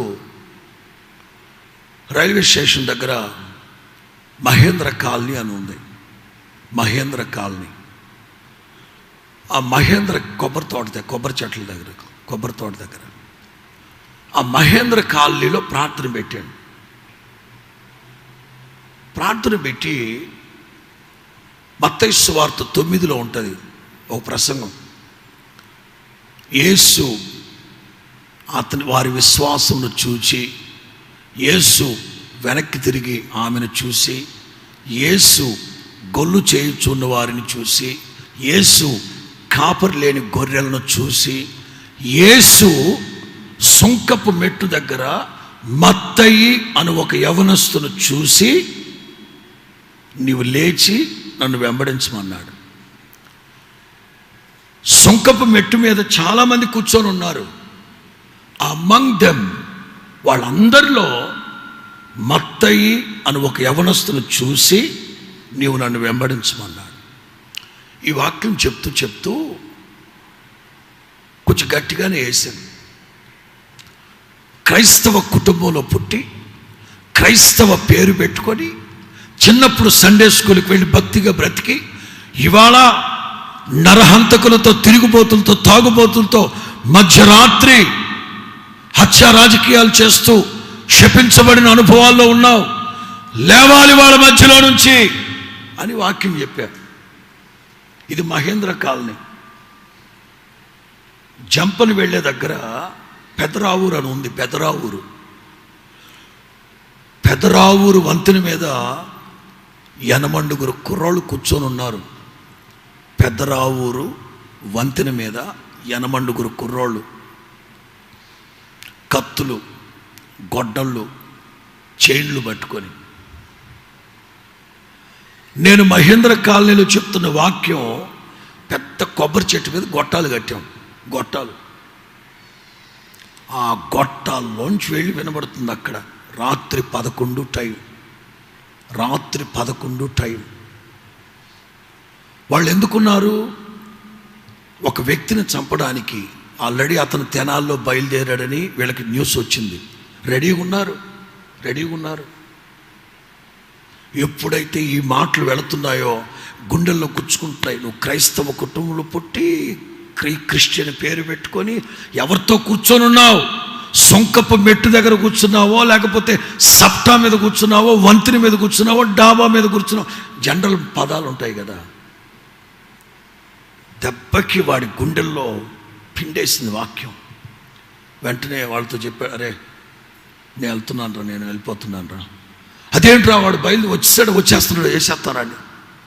వద్దు, నేను అర్జెంటుకి వెళ్ళాలి. ఏమైంది? అట్లా కూడా చెట్టు చాటుకి వెళ్ళేసి రాపోమన్నారు వాళ్ళు. చెట్టు చాటు కాదురా, నేను అర్జెంటుకి వెళ్ళిపోవాలి. ఫుల్గా తాగి గమ్మత్తేంటో చెప్పనా, నేను మీటింగ్ ముగించేసరికి ఆ గొట్టాలు ఎక్కడి నుంచి వస్తున్నాయి వింటూ అప్పటికి మేము ప్రార్థన అయిపోయి అందరికి ప్రార్థన చేసి 12 అవుతుంది. అన్నీ అయిపోయి సామాన్లు సర్దుకో వయసు వచ్చి అమాంతంగా నా మీద పడిపోయాడు. పడి నా మీద కక్కేసాడు. తాగి ఉన్నాడు కదండి, కక్కాడు. నేనంతా తుడుచుకున్నాను, ప్రార్థన చేస్తాను. 1 ఇయర్ తర్వాత, 1 సంవత్సరం రోజుల తర్వాత వాళ్ళ ఇంటి దగ్గర కృతజ్ఞత కూడికి పెట్టి అప్పుడు చెప్తున్నాడు ఈ సాక్ష్యం. నాకు తెలియదు. పాస్టర్ గారు ఆ రోజున చీకట్లో మీ దగ్గరకు వచ్చి మీ మీద వాంతి చేసుకుని ప్రార్థన చేయించుకున్న వ్యక్తిని నేనే. అరే నువ్వా? ఏం జరిగింది? ఇదిగో ఇది జరిగింది. దేవుని వాక్యం ఎక్కడున్నా ఎప్పుడు విన్నా వాక్యమే. పౌలుకి తెలీదా వాక్యం? స్టెఫన్ ఎంత చక్కగా చెప్పాడు ఆ రోజున వాక్యం, ఎంత కూలంకుషంగా చెప్పాడు వాక్యం. దగ్గర కూర్చొని అహంకారి, గర్విష్టి, కాలు మీద కాలేసుకొని వీడిని చంపి పంచనామా చేసి డెత్ సర్టిఫికేట్ ఇచ్చి వెళ్ళాలని వచ్చాడు అక్కడికి. ఆ రోజే తెలుసు అతనికి వాక్యం. నీకు కూడా తెలుసు వాక్యం, ఎప్పుడో విన్నావు వాక్యం. దేవుడు నీకోసమే ఇంకా ఓపికగా ఎదురు చూస్తున్నా. ఇదే రక్షణ దినం, నీకు ఇంత గొప్ప అవకాశం, ఇంత గొప్ప రక్షణని నీవు నిర్లక్ష్యం చేస్తే తప్పించుకోలేవు నా దేవుని చేతిలోంచి. ఈ రోజు వరకు నా దేవుడు ఓపిక పట్టాడు. లేకపోతే మొదటి కరోనాలోనే నీ శాల్తీ లెగిసిపోవాలి, లేకపోతే రెండో కరోనాలోనే చచ్చూరుకునేవాడివి. ఈ కరోనాలన్నిటిని దాటించి ఇదిగో ఈ ప్రశాంత సమయంలో నా దేవుడు ఈ మాటలు నీకు చెప్తున్నాడంటే నీ పట్ల నా దేవుని చిత్తం, నా సంకల్పం ఎంత ఉన్నతమైనదో నీవు గ్రహించాలి. హల్లెలూయా. నన్ను రక్షించడానికి ప్రభు తన పూర్ణమైన దీర్ఘశాంతాన్ని, ఇది దేవుడు. మన దగ్గరకు వస్తాను. మనం ఒకరి ఎడల ఒకరు జాలి చూపుతున్నామా? ఓపికగా ఉండగలుగుతున్నామా? సహనంతో ఉండగలుగుతున్నామా? కాస్త ఓర్చుకోగలుగుతున్నామా? మత్తయి సువార్త 18. మీరందరూ నోట్ చేయండి, నేపథ్యాన్ని నేను వివరిస్తాను. మత్తయి సువార్త 18వ అధ్యాయం 21 నుంచి 29 వరకు. అక్కడ ఉన్నది ఏంటి? ఒకడు ఒక ఆసామి దగ్గర ఎన్ని తలాంతులు తీసుకున్నాడు? సరే, తలాంతులకు ముందు తల పైకెత్తాడు. పేతురు యేసు ప్రభుని అడిగాడు, బోధకుడా, నా స్నేహితుడు నా ఎడల పొరపాటు చేస్తే 7 సార్లు క్షమించమంటారా ప్రభు అన్నారు 7 సార్లు కాదు, 70x7. ఈ మాట చెప్తూ నాకు అంత ఓపిక లేదండి బాబా, 4-5 సార్లు క్షమిస్తాను, అంత దీర్ఘశాంతం నాకు లేదు, నాకు కోపం ఎక్కువ. ప్రభు అన్నారు నో, 70x7 మార్లు. అక్కడ ప్రభు చెప్తూ ఒకడు ఒక ఆసామి దగ్గర ఎన్ని తలాంతులు? 10,000 తలాంతులు. ఇంకొకడేమో ఎన్ని 100 దేనారు. వాక్యంలో ఏమనుందంటే, కీర్తనలో, భక్తిహీనుడు అప్పు చేస్తాడు కానీ తీర్చడు. ఎవడీడు? వాడు ఎంత రాజకీయ నాయకుడైనా, వాడు ఎంత ప్రజాప్రతినిధి అయినా, ఆడెంతటోడైనా, వాక్యం అంటుంది భక్తిహీనుడు అప్పు చేస్తే తిరిగి మన పెద్దగా ప్రబోధాలు చేస్తుంటారు, మరలా తగునా అంటూ. ఏదో సామెత ఉంది, లేదు చెప్పేవేమో నీతులు, దూరేదేమో కదా. అసలు రూపాయి కాదు, 2 రూపాయలు కాదు, అది మన డబ్బు అది. అందుకే నరేంద్ర మోడీ గారు ఏమన్నారు, ఎవరెవరైతే దుర్మార్గంగా స్విట్జర్లాండ్లో డబ్బు పెట్టేసి వచ్చారో ఆ డబ్బు అంతా నేను తీసుకొస్తానన్నారు. ఆయన వల్ల ఆయన వెళ్ళలా. సరే, నేను వెళ్ళినప్పుడైనా తెద్దాం అనుకుంటేనా, మనకేం బ్యాంక్ అకౌంట్ లేదు అప్పుడు.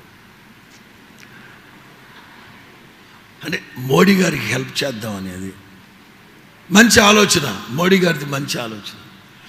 మరి ఈ దొంగలు రూపాయి 2 మనమేమో 100 రూపాయలు కరెంటు బిల్లు కట్టలేదా? కరెంటు వాళ్ళు ఎవరైనా ఉంటే క్షమించండి రా బాబు, 100 రూపాయలు కరెంటు బిల్లు కట్టకపోతే ఫీజు పీకేస్తారు, 300 రూపాయలు పిల్లలకు ఫీజు కట్టకపోతే టీసీ ఇచ్చేస్తారు. మరి 1,000 కోట్లు దోచేసిన దొంగలు కొంతమంది ఏమో బయట దేశాల్లో ఉన్నారు, కొంతమంది స్థానికంగా ఉంటారు. వీళ్ళు భ్రష్టులు. భక్తిహీనుడు అప్పు చేసి దాన్ని తీర్చడు. అప్పు చేసేటప్పుడేమో నువ్వు దేవుడు అన్నా, నువ్వు గొప్పడు అన్నా, నువ్వు బతకలేరా.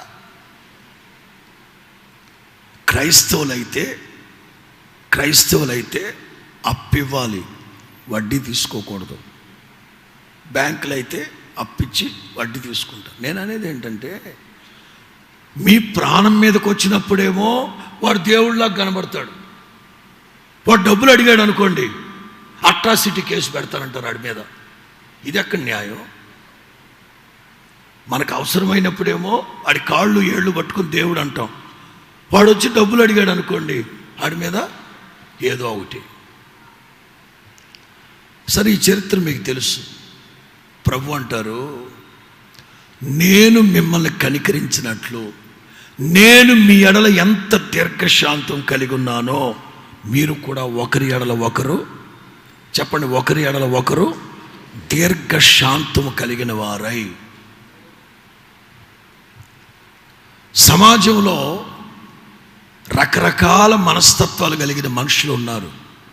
వాళ్ళ ఎడల మనం దీర్ఘశాంతం ఓపికతో ఉండకపోతే మన ఆధ్యాత్మికతని, వ్యక్తిత్వాన్ని పోగొట్టుకునే ప్రమాదం లేకపోలేదు.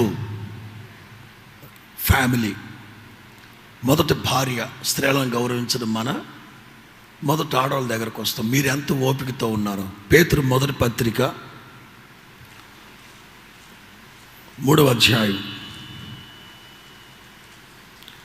పేతురు మొదటి పత్రిక 3వ అధ్యాయం 1-4.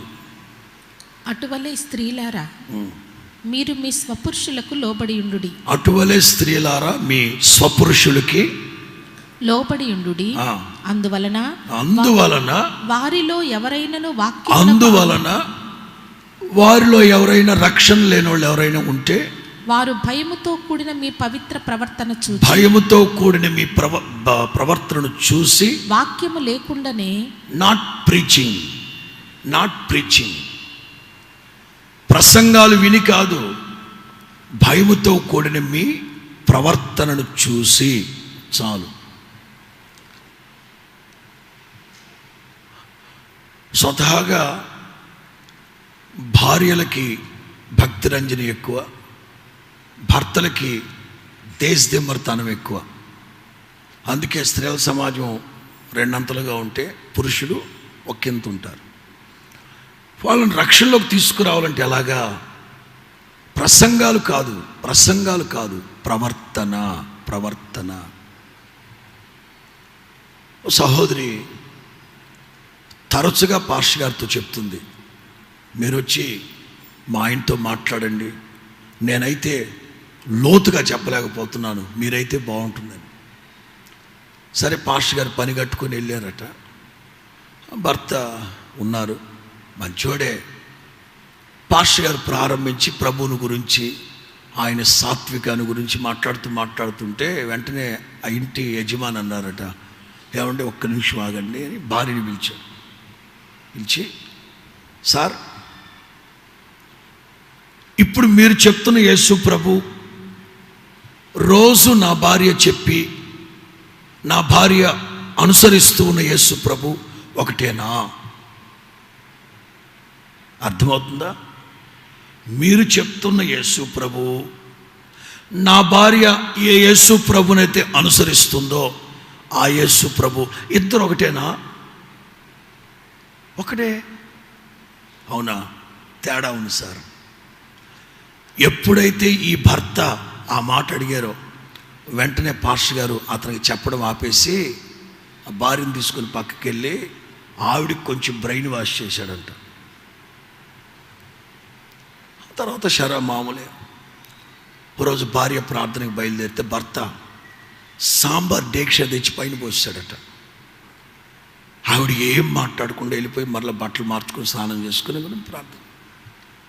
ఏంట్రా నా భార్య ఎట్లా అయిపోయిందని చెప్పి ఆవిడ ప్రవర్తనను చూసి, మామూలుగా అయితే నా గయ్యాలది మామూలు గయ్యాలది కదా, భర్త ఏదన్నా అంటే తోక తొక్కిన తాచుపాములాగా లేస్తుంది. అట్లాంటిది ఎప్పుడైతే పాస్టర్ గారు ఈవిడికి బ్రెయిన్ వాష్ చేశారో, ఇక భార్య వెళ్ళిపోయిన వెంటనే భర్త కూడా బయలుదేరి ప్రార్థనకి వెళ్ళాడు. ఏ చర్చికి వెళ్తుందా పాస్టర్ గారి దగ్గర కూర్చొని చూశాడు. ఇక అంతే. ప్రార్థన అయిపోయాక భార్యని బైక్ మీద ఎక్కించుకొని ఇంటికి వచ్చి భార్య కాళ్ళ మీద పడిపోయాడు. ఇంత క్రితం భార్య ప్రసంగాలు చేసేది, ఇప్పుడు ప్రవర్తన ద్వారా క్యారెక్టర్ అండ్ కండక్ట్. ప్రసంగం గంటే, కానీ క్యారెక్టర్ అనేది లైఫ్ లాంగ్ కాపాడుకోవాలి మనం. ఆ ఓపిక మనలో ఉన్నప్పుడే మారు మనసు లేని భర్తని మనం రక్షణలోకి నడిపించుకోగలం. ఇదే పేతురు మొదటి పత్రిక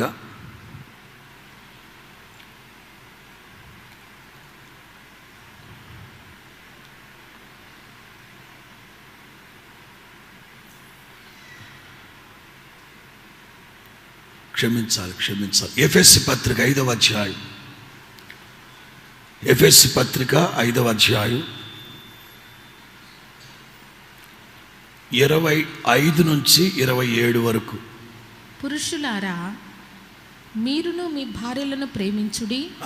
అటువలే క్రీస్తు కూడా సంఘమును ప్రేమించి అది కళంకమైనను. అంటే అర్థం ఏంటంటే, యేసుక్రీస్తు ఒక్కరే సంపూర్ణుడు, యేసుక్రీస్తు ఒక్కరే సంపూర్ణ పరిశుద్ధుడు. సంఘములో చిన్న చిన్న లోటుపాట్లు ఉన్నాయి, భార్యలో చిన్న లోటుపాట్లు ఉన్నాయి. అప్పుడు భర్త ఏం చేయాలి? లోటుపాట్లను ఎత్తి చూపకూడదు. మచ్చ, డాగు, ముడత, కలంకం అట్టిది ఏది లేని మహిమ కలిగిన సంఘముగా తన ఎదుట నిలవబెట్టుకోవాలని తనను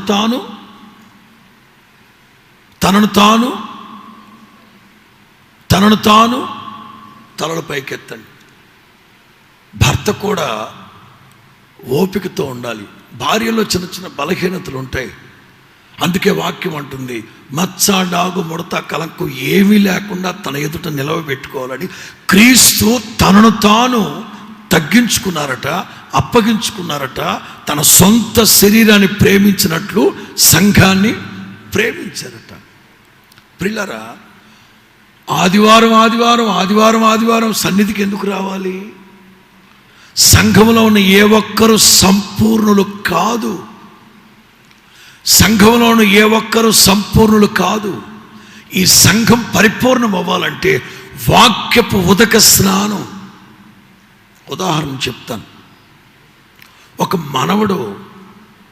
మనవడు వాళ్ళ తాతని అస్తమాట్లు ఎద్దేవా చేస్తుంటాడు.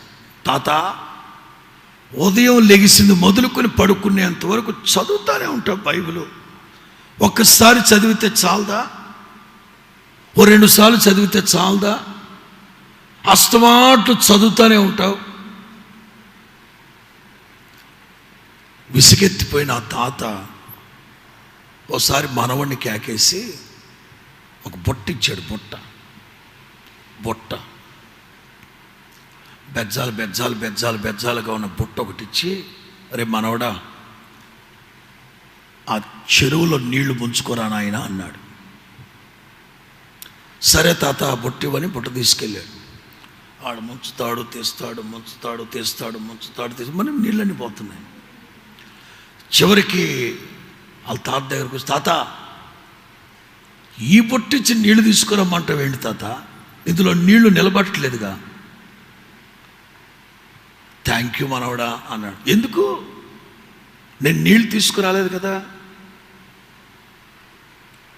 నీళ్లు తీసుకురాకపోయినా నువ్వు పదే నీళ్ళలో ముంచి తీసి వల్ల బొట్ట శుభ్రమైంది. బొట్టలో నీళ్లు నిలబడాల్సిన అక్కర్లేదు. పదే ముంచి తీసినందువల్ల బొట్ట శుభ్రమైంది. ఆదివారం ప్రార్థనకి ఎందుకు రావాలి? ఒక్కసారిగా హృదయంలో దేవుని వాక్యం నింపబడిపోతే ఇంక దేనికి? నింపబడితే కదా. అందుకే వారం సన్నిధికి రావాలి. ఎప్పటికప్పుడు మన జీవితాల్ని పరిశుభ్రపరచుకోవాలి. దేవుని మందిరం అనేది షోరూమ్ కాదు, సర్వీస్ స్టేషన్. దేవుని మందిరం అనేది షోరూమ్ కాదు. షోరూంలో కొత్త ఉంటాయి, ఇది సర్వీసింగ్ స్టేషను. అప్పుడప్పుడు మేరెక్క అంటూ ఉండేవారు, ఘోరమైన పాపుల్ని రక్షించే చోటిదని. నిజమే, ఘోరమైన పాపుల్ని రక్షించే చోటు. ఇది సర్వీసింగ్ స్టేషన్. సన్నిధికి వచ్చారా, ఎక్కడెక్కడ స్క్రూలు లూజుగా ఉన్నాయో, ఎక్కడెక్కడ తుప్పడిపోయారో, ఎక్కడెక్కడ ఏమైపోయారో ఒక్కసారిగా జీవితాల్ని మార్చుకోవాలి. ఓపిక. అత్త కోడళ్ళు, ఒక్కొక్క రిలేషన్ వస్తున్నా అత్త కోడళ్ళు ఓపికగా ఉండాలి. అత్త క్యాడర్లో ఉన్నానని చెప్పి చెయ్యి ఎత్తకూడదు. కోడల క్యాడర్లో ఉన్నాను కదా అని అత్త జుట్టు పట్టుకుని వంగబెట్టి కొద్దకూడదు. Ruth, Naomi. ఒకప్పుడు నయోమి పదే రూతుతో చెప్పిన మాట ఏమిటంటే, నాతో వచ్చేవంటే నీకు మేలు కలగదు, నాతో వచ్చేవంటే నీకు మేలు కలగదు, 3వ అధ్యాయం 1వ వాక్యం. ఆమె అత్త అయిన నయోమి రూతు 3:1, నా కుమారి నీకు మేలు కలుగునట్లు, నా కుమారి నీకు మేలు కలుగునట్లు నేను నీ కొరకు విశ్రాంతి విచారింపవలసిన దానను కదా. మరి మొదటి అధ్యాయంలో ఏమన్నావమ్మా? మొదటి అధ్యాయంలో ఏమంది? నాతో రావద్దు, వెళ్ళిపో.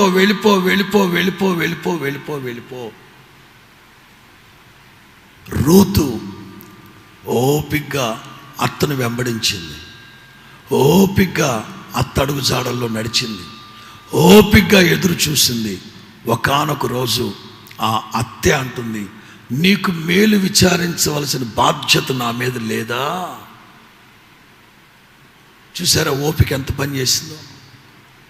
మన దైనందిన జీవితాల్లో కూడా మనకున్న రిలేషన్స్ మధ్యలో, మారు మనసు లేని ప్రజల మధ్యలో ఎప్పుడైతే మనం ఓపికగా ఉంటామో తగిన సమయంలో దేవుడు మనల్ని హెచ్చించి ఆశీర్వదించును గాక. రెండో మాట, అందుకే ఇందాకే చెప్పాను, సాధ్యమైనంత వరకు ఒకటో రెండో చెప్తానని. మరి మీరు నోట్ చేసుకుంటే పూర్తి వివరణ జనవరి నెల 18వ తారీఖు ప్రత్యక్ష ప్రసారంలో చెప్పున్నాను. ఈ 3వ పాయింట్ జస్ట్ మీరు నోట్ చేసుకుంటే నోట్ చేసుకోండి. జనవరి 18 స్తుతి నైవేద్య కొడుకులో చెప్పున్నాను. 3వ పాయింట్ తర్వాత మీరు వినండి. 2వ పాయింట్, పేతురు మొదటి పత్రిక 5, పేతురు మొదటి పత్రిక 5వ అధ్యాయం 6వ వాక్యం. దేవుడు తగిన సమయమందు మిమ్మల్ని హెచ్చించునట్లు, దేవుడు తగిన సమయమందు మిమ్మల్ని హెచ్చించినట్లు ఆయన బలిష్టమైన చేతి క్రింద ఓపికతో ఎదురు చూడండి. ఓపికతో ఎదురు చూడండి. దేవునికి మహిమ కలుగును గాక. దేవుడు ఏది కూడా ఇన్స్టెంట్గా చేసి ముగించరు. కాన్స్టెంట్, స్థిరమైన కలిమి దేవుడు మనకు అనుగ్రహిస్తారు. హన్నా పాట రాసినప్పుడు దేవుడు ఎవరినైనా హెచ్చిస్తారు, ఎప్పుడైనా హెచ్చిస్తారు, ఎన్నిసార్లైనా హెచ్చిస్తారు, ఎంతమందినైనా హెచ్చిస్తారు, ఏ స్థితిలో నుండైనా హెచ్చిస్తారు. కాకపోతే ఒక సమయం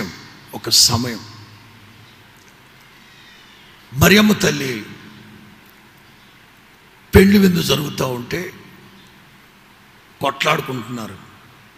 వెంటనే యేసయ్య దగ్గరకు వచ్చి అడిగింది, యేసుబాబు, నాన్న యేసుబాబు, నువ్వు ఒక అద్భుతం చేయాలి బాబు ఇప్పుడు. వెంటనే ప్రభు అన్నారు, అమ్మా, నా సమయం ఇంకా రాలేదు.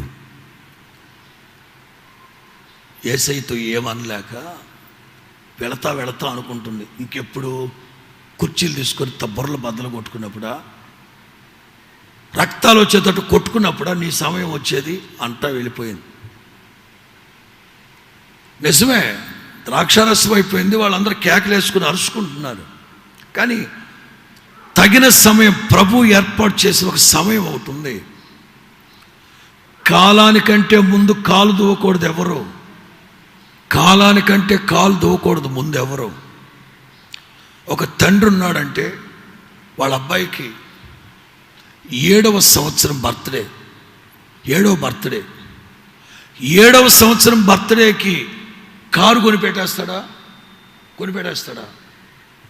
కొండో వాడికి ఏదో ప్లాస్టిక్ సైకిల్ ఏదో ఒకటి కొనిపెడతాడు. ప్రతిదానికి ఒక సమయం ఉంది. మీరు రక్త మాంసాలు పంచిచ్చిన పిల్లల గురించే మీకు ఏది తగిన సమయమో, ఏది అనుకూల సమయమో, ఏది దురదృష్టపు రావుకాలమో మీకే తెలుసుంటే, సర్వలోకానికి చక్రవర్తి కాలాలు సమయాలు నా ప్రభు చేతిలో ఉన్నాయి. తగిన సమయం ముందు నా దేవుడు హెచ్చించినట్లు ఓపికతో ఎదురు చూడాలి. నేను ఇక్కడ మాట రాసుకున్నాను. అదేంటంటే, తగిన సమయం అని వాక్యం ఉంది. అవిశ్వాసులకు ఏమని అర్థం అవుతుందో తెలుసా? దేవుడికి చేతగాక ఈ మాట చెప్తున్నాడు. దేవుడికి చేయడం కుదరక ఈ మాట చెప్తున్నారు అని దేవుని మీద నిష్ఠూరపోతారు. నేను కొన్ని మాటలు రాసుకున్నాను. దేవుడు ఒక ఆశీర్వాదాన్ని మనకిస్తే దాన్ని మనం సద్వినియోగపరుచుకునే ధైర్యం, సద్వినియోగపరుచుకునే పరిస్థితులు ఉంటే దేవుడు చేస్తారు. అది దేవుడికి చేత కాకపోవడం కాదు, దేవుడు అసమర్థుడు కాదు, దేవునికి కుదరక కాదు. ఏదైతే దేవుడు మనకిస్తారో దాన్ని మనం హ్యాండిలింగ్ చేయగలగాలి. గలిలయ సముద్రంలో 153 గొప్ప చేపలు. నేను అప్పుడప్పుడు అనుకుంటా ఉంటాను, రౌండ్ ఫిగర్ 150 సీట్లు వచ్చింటే బాగుండేది వైసీపీకి అనుకున్నాం. మరి ఎన్ని వచ్చాయి వాళ్ళకి?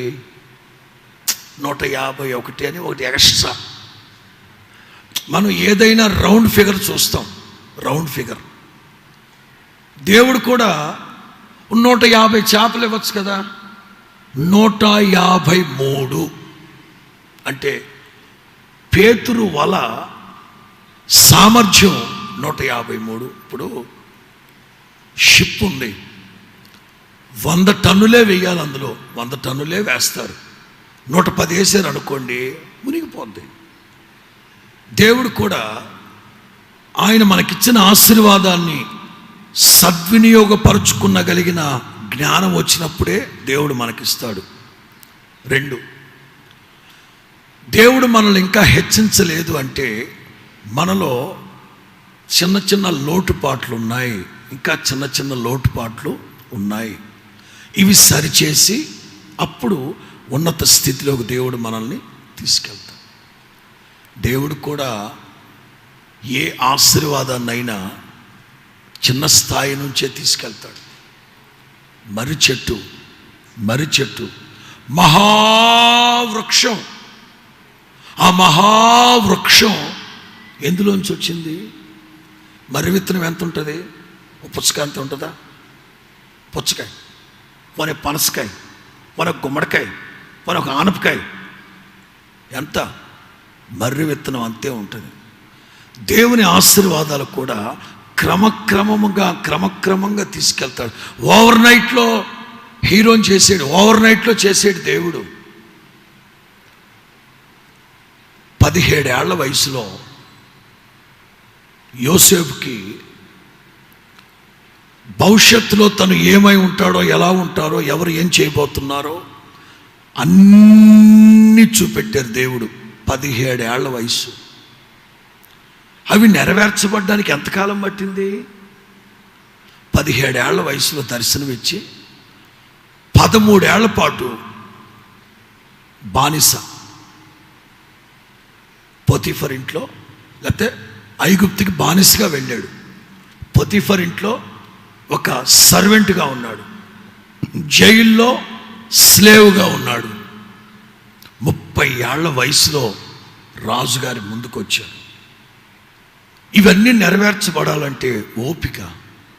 యోసేపు అన్ని దర్శనాలుండి భవిష్యత్తులో ఏమై ఉంటానో తెలిసి కూడా ఈ శ్రమలో, ఈ కష్టాలు నాకేం కర్మ అనుకోలేదు. ఓపికగా దేవుని చేతి క్రిందున్నాడు గనక తగిన సమయంలో ఐగుప్తు దేశానికి ప్రధానమంత్రిగా మార్చాడు దేవుడు. దేవునికి స్తోత్రం చెప్పండి గట్టిగా.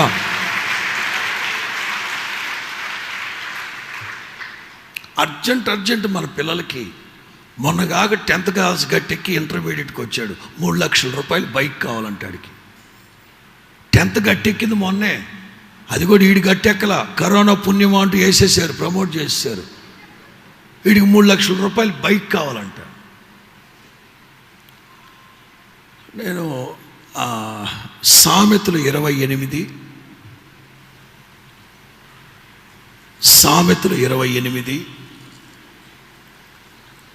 20-22 వాక్యాలు. నమ్మకమైన వానికి దీవెనలు మెండుగా కలుగును, ధనవంతుడకు ఆతురపడేవాడు, ధనవంతుడు అవడానికి తొందరపడేవాడు శిక్ష నందకపోడు. కారణం ఏంటో తెలుసా అమ్మా? ధనవంతుడు అయిపోవాలన్న తాపత్రయంలో తప్పుడు పనులు చేస్తారు, అప్పుడు దొరికిపోతాడు. దొరికినోడికి శిక్ష ఉంటుందా ఉండదా? అది మ్యాటర్. సంవత్సరం రోజుల్లో 1 కోటి రూపాయలు బిల్డింగ్ కొనాల్సిందే, అపార్ట్మెంట్ కొనాల్సిందే. నువ్వేం చేస్తావు బాబు? ప్యూన్ అండి.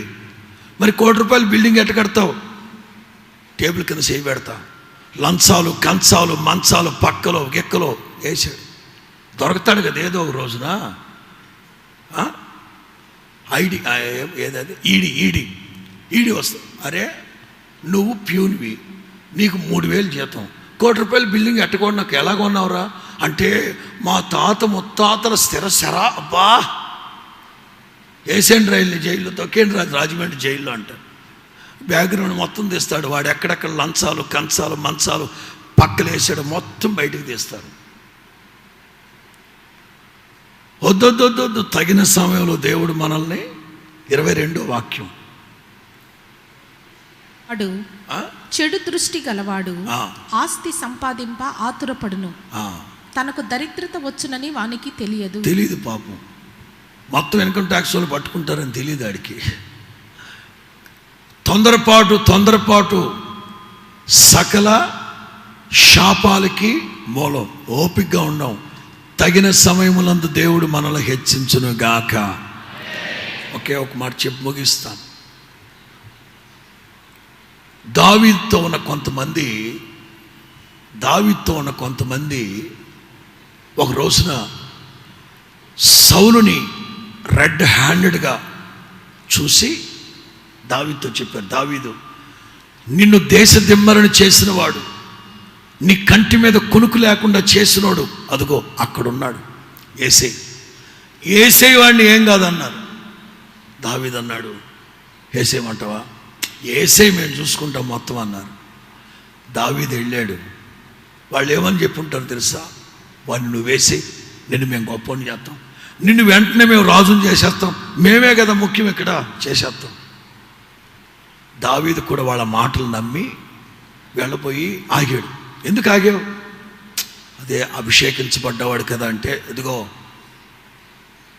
నిన్ను గురించిన ప్రవచనాలు నీకు అర్థం కావట్లే.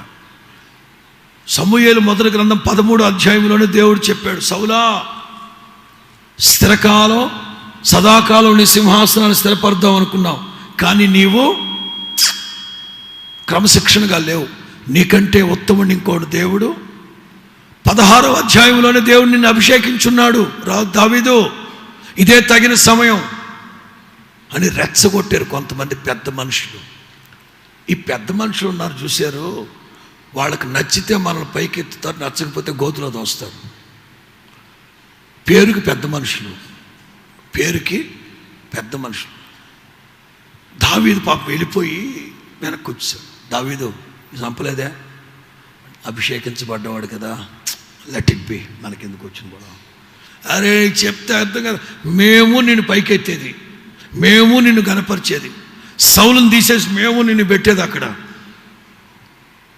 దావీదు ఆ టైంలో రెచ్చిపోలేదు. యోసేపు, దావీదు. నేను ఇక్కడ కొన్ని మాటలు రాసుకున్నాను. దేవుడు నన్ను హెచ్చించేంత వరకు నా దేవుని పని చేస్తూనే ఉంటాను. ఎన్ని శ్రమలు వచ్చినా, ఎన్ని శోధనలు వచ్చినా, ఎన్ని అవమానాలు వచ్చినా, ఒక్క మాట, సమూయేలు 2వ గ్రంథం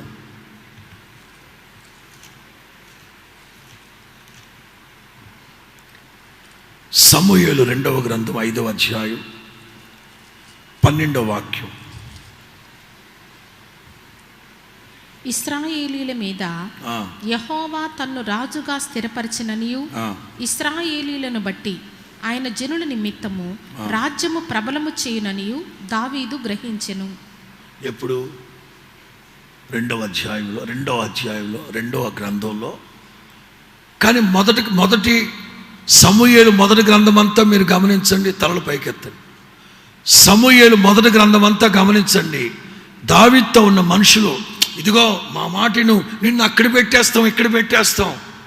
దావీదు కూడా అప్పుడప్పుడు వాళ్ళ మాటలు విని కాలు దువ్వడం ప్రారంభించాడు. కానీ ఇప్పుడు దావీదుకు అర్థమైంది, దేవుడు తన జనుల నిమిత్తం నన్ను, ఇప్పుడు ఇది దేవుని చిత్తం, ఇది దేవుని సమయం. నాతో కూడా కొంతమంది చెప్తా ఉంటారు, నిన్ను అక్కడ పెట్టేస్తాం, ఎక్కడ పెట్టేస్తాం, ఎక్కడ మీరు పెట్టేది ఏమిటి? నా దేవుడు కదా నన్ను పిలిచింది. సమూయేలు మొదటి గ్రంథంలో మీరేగా ఏసేయమన్నాన్ని. మనం వేసేసామనుకో మళ్ళీ వాళ్ళే వచ్చి అంటారు, మేమేదో తెలియక వేసేవని అనుకో, వేసేసావా అంటారు. మనతో ఉన్నవాళ్ళే మనల్ని చెడగొట్టేది. అందుకే చాలా జాగ్రత్తగా ఉండాలి. పొగడ్తలకి ఇట్లాంటి వాటికి మనం కనుక పడిపోయామంటే పత్రమైపోతాం. దావీదు స్పష్టంగా గుర్తుపెట్టారు, నా దేవుడు నన్ను హెచ్చించేంత వరకు, ఆ సమయం వచ్చేంత వరకు శక్తి వంచన లేకుండా నా దేవుని పని చేస్తూనే ఉంటాను. మీరు కూడా మీ ఆధ్యాత్మిక జీవితంలో మీకున్న ఇన్నర్ సర్కిల్లో, సర్కమ్స్టాన్స్లో దేవుడు హెచ్చించేంత వరకు తొందరపడకుండా అలా వెళదాం. దేవుడు తగిన సమయంలో మనల్ని హెచ్చించునుగాక. అప్పటి వరకు ఓపికగా సాగాలి. పరిశుద్ధాత్ముడు ఈ మాటలన్నీ మీ వినికిడిలో ఫలభరితంగా మార్చి ఆశీర్వదించునుగాక. ఈ 3వ పాయింట్ వచ్చి 18వ తారీఖు జనవరి 2022 స్తుతి నైవేద్య కొడుకులో చెప్పున్నాను. వినాలనుకుంటే వినండి. దయచేసి అందరు లేచి నిలబడదాం, చిన్న ప్రార్థన చేసుకుందాం.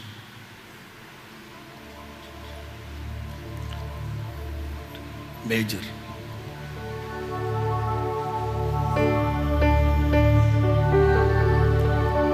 Thank you Jesus. దీనత్వం, వినయ మనస్సు, సాత్వికం, ఓపిక,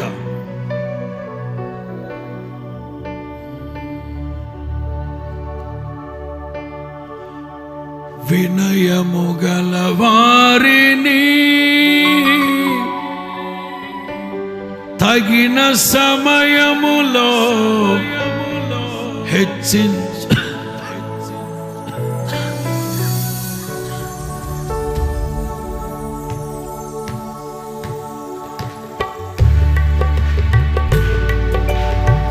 వినయము గల వారిని తగిన సమయములో హెచ్చించువాడవని.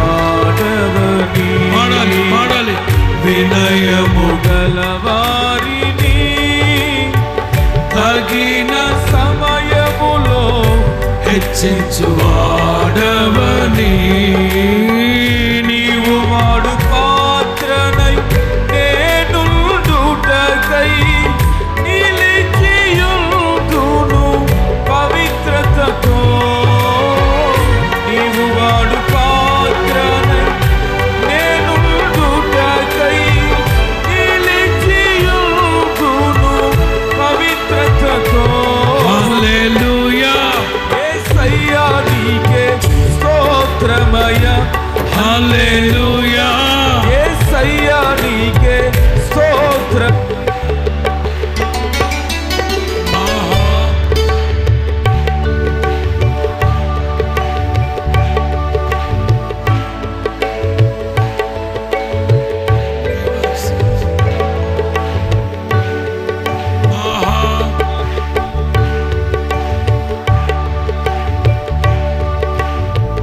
పరిశుద్ధ స్థలములోనే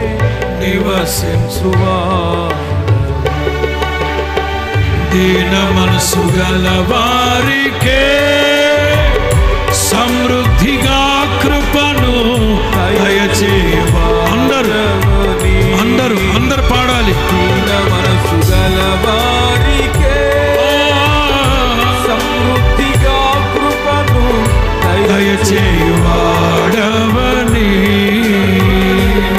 సముఖములో సజీవ సాక్షినై కాపాడుకుందును మెలకువతో. సముఖములో సజీవ సాక్షినై కాపాడుకుందును మెలకువతో. హల్లెలూయా. యేసయ్యా నీకే స్తోత్రమయ. హల్లెలూయా. యేసయ్యా నీకే స్తోత్రమయ. హల్లెలూయా. యేసయ్యా నీకే స్తోత్రమయ. హల్లెలూయా. యేసయ్యా నీకే స్తోత్రమయ. హల్లెలూయా. యేసయ్యా నీకే స్తోత్రమయ. హల్లెలూయా. స్తోత్రమయ్యా హల్లెలూయా యేసయ్యా నీకే స్తోత్రమయ్యా హల్లెలూయా యేసయ్యా నీకే స్తోత్రమయ్యా హల్లెలూయా హల్లెలూయా హల్లెలూయా హల్లెలూయా. Thank you Jesus. ప్రభు అంటున్నారు, నేను సాత్వికుడను దీన మనస్సు గలవాడును. నా ప్రభు ఎంత ఓపికతో ఎదురు చూశారు. నీవు నేను కూడా ఓపికతో ఎదురు చూడాలి, ఓపికతో కనిపెట్టాలి. మంచి నేలన పడిన విత్తనాలు యోగ్యమైన మంచి మనస్సుతో దేవుని వాక్యాన్ని విని అన్వయించుకొని అనుసరించి ఓపికతో ఫలాన్ని పొందారట. ప్రభు మనకు అనుగ్రహించిన పరలోకపు వర్తమానాన్ని బట్టి స్తోత్రాలు చెల్లిద్దాం.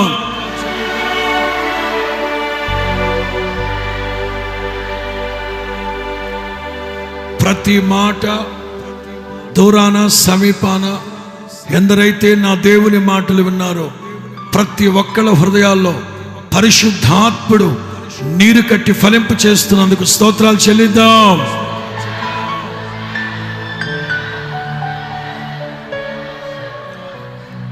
ఏ ఒక్క మాట వ్యర్థంగా పోకుండా మంచి నేలను పడిన విత్తనముల వలె నూరంతలుగా ఫలించి ఆయనకి సాక్షులుగా నిలవబెడుతున్న దేవునికి స్తోత్రాలు చెల్లిద్దాం.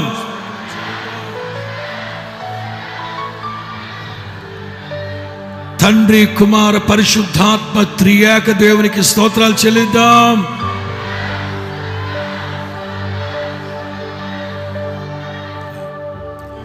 ప్రేమకు ప్రార్థన చేస్తారు.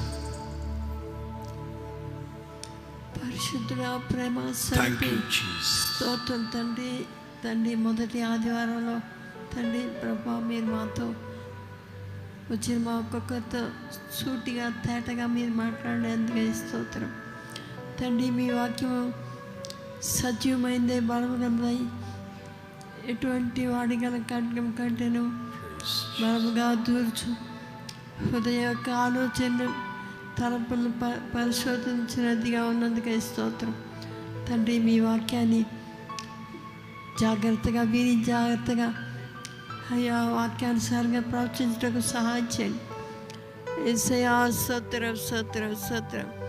మీ సన్నిధికి తీసుకొచ్చిన బిడ్డల